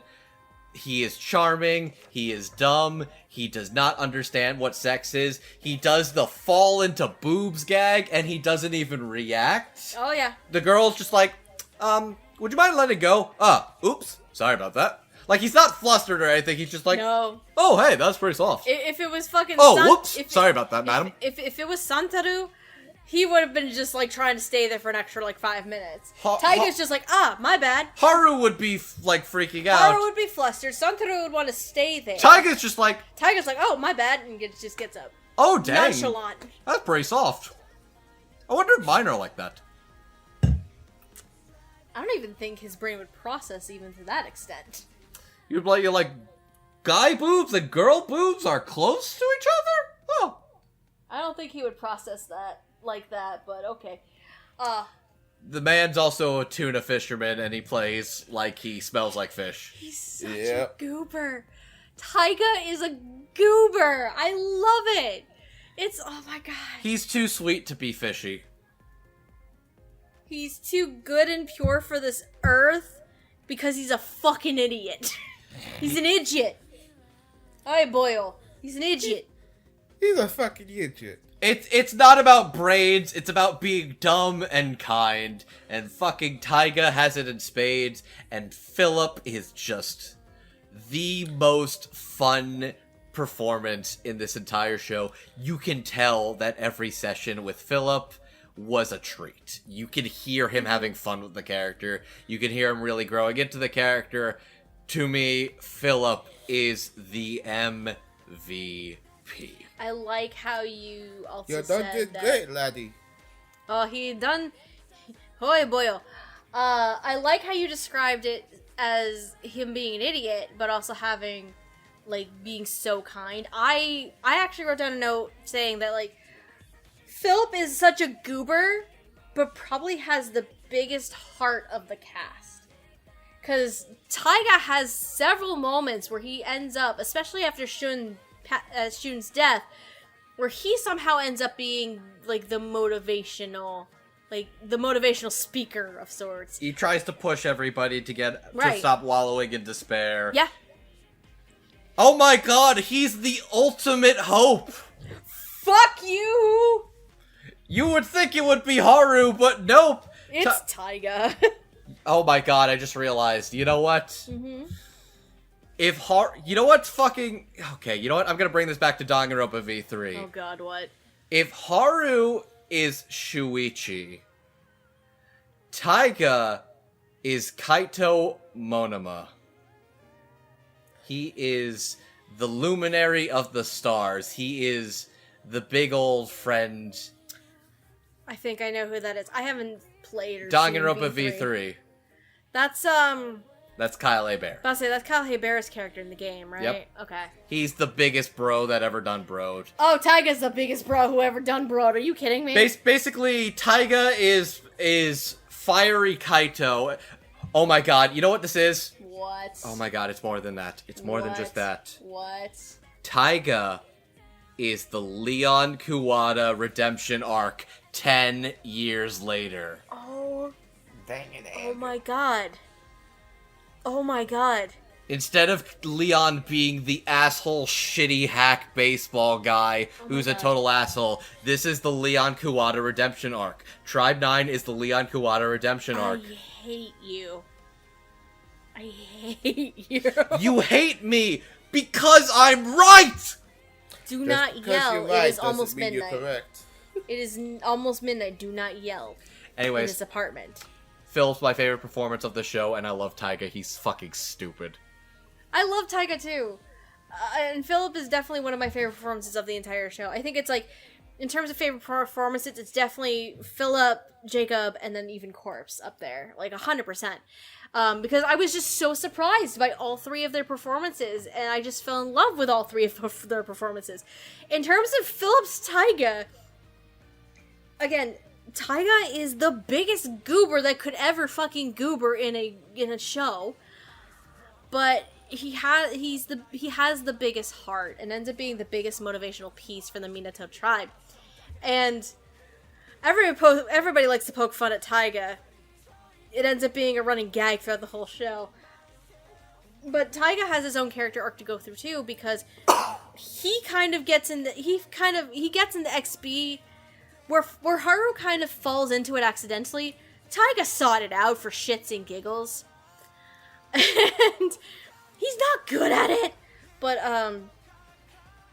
Taiga has his own arc, which involves him going to the Taito tribe to try and get stronger and get better at playing the game. And it's a fun and interesting arc because you get to see these moments where Taiga, freaking energetic, like, inspirational Taiga, have those moments of weakness too. And it's a very interesting side to Taiga's character that Philip actually gets to play in the show as well. So, I enjoyed every aspect of Philip's character as Taiga. And Taiga's a dummy. He's an idiot. He literally cannot And I love him. He literally cannot hit a ball for shit, so he just learned to swing so hard that the air currents changed the trajectory of the fucking ball. Yep. Which is so dumb, but I love it. It's so dumb, but it's amazing. How do you feel, Jamal? That's a lot of pressure to change the haircut, but I did good, boy. You did good, boy. You're fucking great. He's fucking great. Idiot.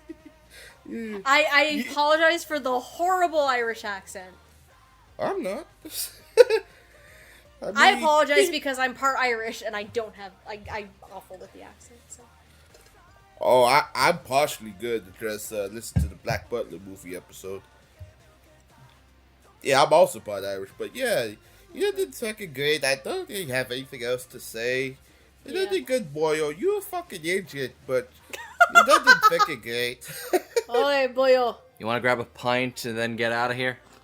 I never cut the Irish rose in the bathroom first.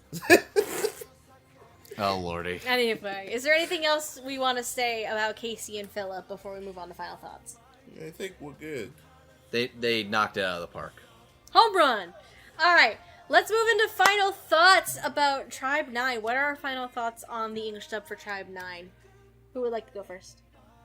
To me, the dub is what makes this show. Because I'm gonna be real with you, I think this show's just kind of alright. Mm-hmm. I think, like, I know I'm a big fan of Danganronpa, and I adored Akudama Drive. I think this show is just kind of alright. Mm-hmm. I don't think it's terrible. I don't think it's god-awful. I don't think it's amazing. I think it's a decent show. This is a show I would 100% say, if you're going to watch Tribe 9, the optimal experience to enjoy Tribe 9 is the English dub. Because everything that goes into this English dub is a team of people that loved and adored everything that they put into it, and just had a fucking grand old time. Like, you could just tell that I'm having fun watching this show, because I can tell the people that are dubbing this are having fun making this show.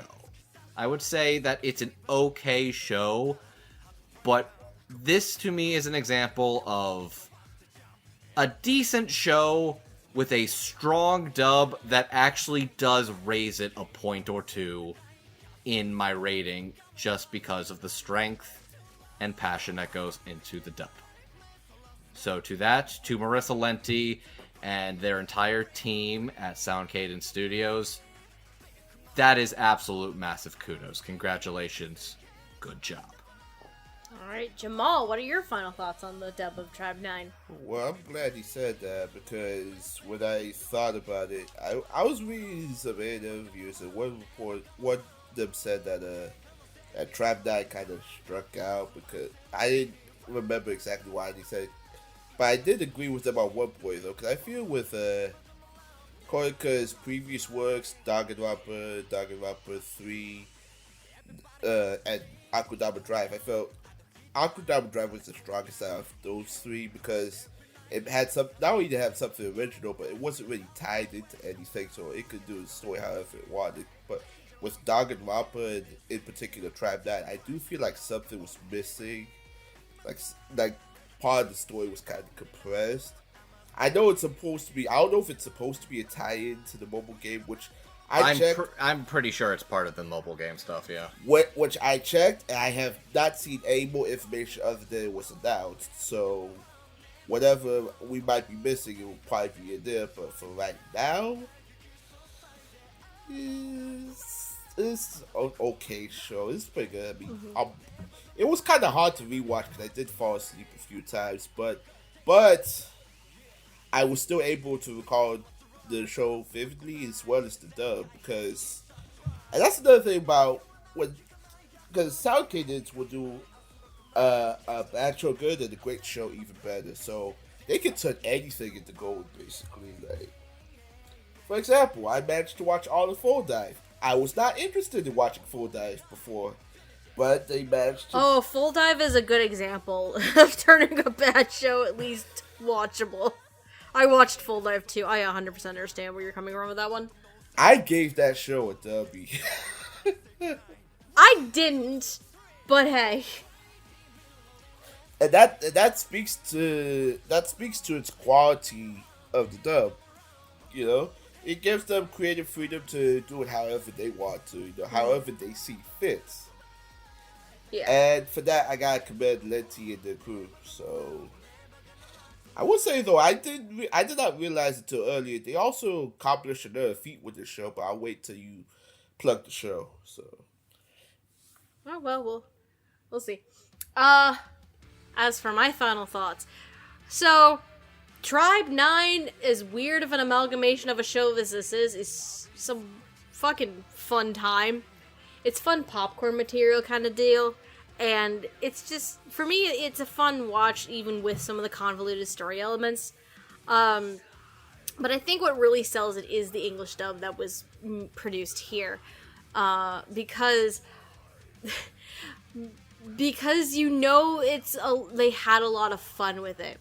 There were some fun character choices, casting choices, direction and writing choices that were made that if handled incorrectly would not work. But with the care and attention to the show, as much as it has gotten, it actually turned out for the best. And kudos to Lenti and the Sound King team, as well as the cast of this show. Y'all made something fun and memorable, you know, and it also introduced us to a few actors that I really hope get the chance to do more shows and have the chance to really like get to play and expand their repertoire even more. If you haven't seen this show and you want something fun that's very fun, bingeable, and crazy enough that you're just gonna get a kick out of it, please go watch Tribe 9. It's a very fun show. It's not my favorite anime adaptation that the Danganronpa team has done. Honestly, I would give that to Akudama as well. However, in terms of how fun of a show this is, I really did enjoy Tribe 9 for what it is, and the dub just elevates it even more, honestly.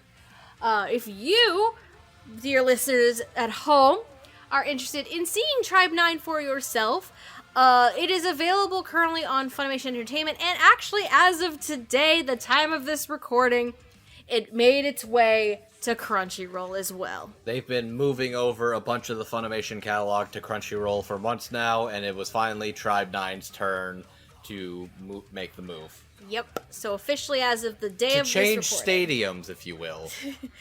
As the day of this recording, it has officially been moved over to Crunchyroll. So you can, for right now, you're able to watch the Japanese as well as the English dub over on, I believe, both Funimation and Crunchyroll for the time being. And a home video release is coming out in November Yes. 1st, I think. Yep, it's coming out in November. Which- Because that's around my birthday. So happy birthday to me. I get both Tribe 9 and the second season of fucking Moriarty. Happy birthday to me. Which, this is probably one of the only times the only other time I can recall is Pop Team Epic, where a show has a simul-dub and a home video release in the same year. As far as I can recall. I don't think that's true. It's more frequent than you think I don't nowadays, think that's true at all. But anyway, if you're interested, I think that's all it is with the Tribe 9 stuff and where you can find it. Yeah, that is. My brain, I'm blanking. If you're interested in anything that we here at the podcast do, if you are currently watching the video version on YouTube, please hit subscribe so you can follow us and get episodes every week. Like, comment, and subscribe, and all that jazz. Like, comment, and subscribe. If you are currently listening to us on audio platforms such as Spotify, Apple Podcast, or Podbean, please follow us on those so you can get the newest episodes. We put episodes up every week on Fridays.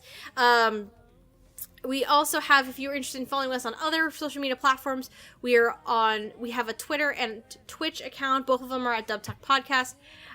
With the Twitch account, where all of the hosts at some point or another stream video games throughout the course of the week, with the exception of Fridays, because we don't want to stream games when we have new episodes coming out on Fridays. If you want to follow anything of the three of us, no, wrong. If you want to support Dub Talk in a different capacity, we do have a Ko-fi account for one-time donations, and we also have a Patreon. If you want to be a more frequent supporter of the show and help us out in another way, to which, of course, we have fun little benefits, including exclusive early access to audio versions of the episodes, little exclusive clips before episodes air, our own little Patreon episode raffle that we do quarterly, and also shout outs to our wonderful patrons, which include Megan's mom and dad, Michelle Travis, Nico Robin but with Yowie Hands, Victor May Borida, Anthony Brown, Carly Lesticow, Crimson Echidna, Jacob Wilson, Jared Hawkins, Marissa Lenti, and Otaku Anthony. Thank you guys so much for your support. We really appreciate it, and it's because of you guys that we get to continue to keep growing and doing more fun episodes like this. Thanks for tailgating all of our shows. Tailgating party! We appreciate it. Tailgate party in the parking lot! Anyway, if you're interested in anything that the three of us on this current episode do, you can follow Jamal on Twitter at Jamstar529, and video project, blog stuff happening, maybe. I don't know what you're doing. Well, I help you edit for this podcast. Well, everybody tends to help edit for the podcast, but points move. I'm having a conflict of interest on solo podcasting, but we'll see. I getcha. If you're interested in anything that Andrew does, you can follow him on Twitter at MangaMan9000. He's also a Discord moderator for the Funimation Discord, and you can also catch him on Severe Resolutions podcast ONA, along with fellow Dub Talk co-host Jet. As for me, of course, my name is Stephanie. You can follow me on Twitter at Lilac Anime Review, with review being spelled REVUE. I also do the TikToks now for shits and giggles. So if you are mildly curious and want to follow me on TikTok, it is also Lilac Anime Review being spelled the same way as I do with the Twitter. And Andrew and I speaking of the Twitch streams, Andrew and I do the Twitch streams on occasion, usually on Sundays, where I stream in the afternoon. Right now, at the time of recording, it's been a lot of Pokemon Arceus. And then at night, at the time of this recording, Andrew and I have been playing the Somnium Files Nirvana Initiative. We made jokes about Ota earlier, so timing of that is fantastic. Lenti, because I know you made it through the entirety of this episode, you owe it to yourself to someday get to play the Somnium Files. You're gonna fucking love that, my dude. Kaname Date is the best and the fucking worst. Yes! Oh, Kaname Date is effectively the best and the worst. And Ota is just the worst. Ota is just awful. We do not like Ota in this house. We love Kaname Date, and Mizuki is best daughter. Mizuki is best, yeah. Mizuki is best daughter. Anyway, I think that's it for us at this point. Right? So, did I miss anything? So I'm gonna buy some peanuts and Cracker Jacks, and honestly, 3 hours in, I don't care if I ever come back. God damn it. Thank you, Jamal. Thank you guys so much for joining us today. We hope you had a great time. We enjoy sitting here and talking about Tribe 9. And I think that's about it from us. So until next time, guys, Taku on, my friends. Good night, everybody, and make sure to get railed. Otaku on, keep on swinging. Andrew. Jamal, you missed what he just said. I was zoned out a little bit. You son of a bitch. I'm gonna stop recording now.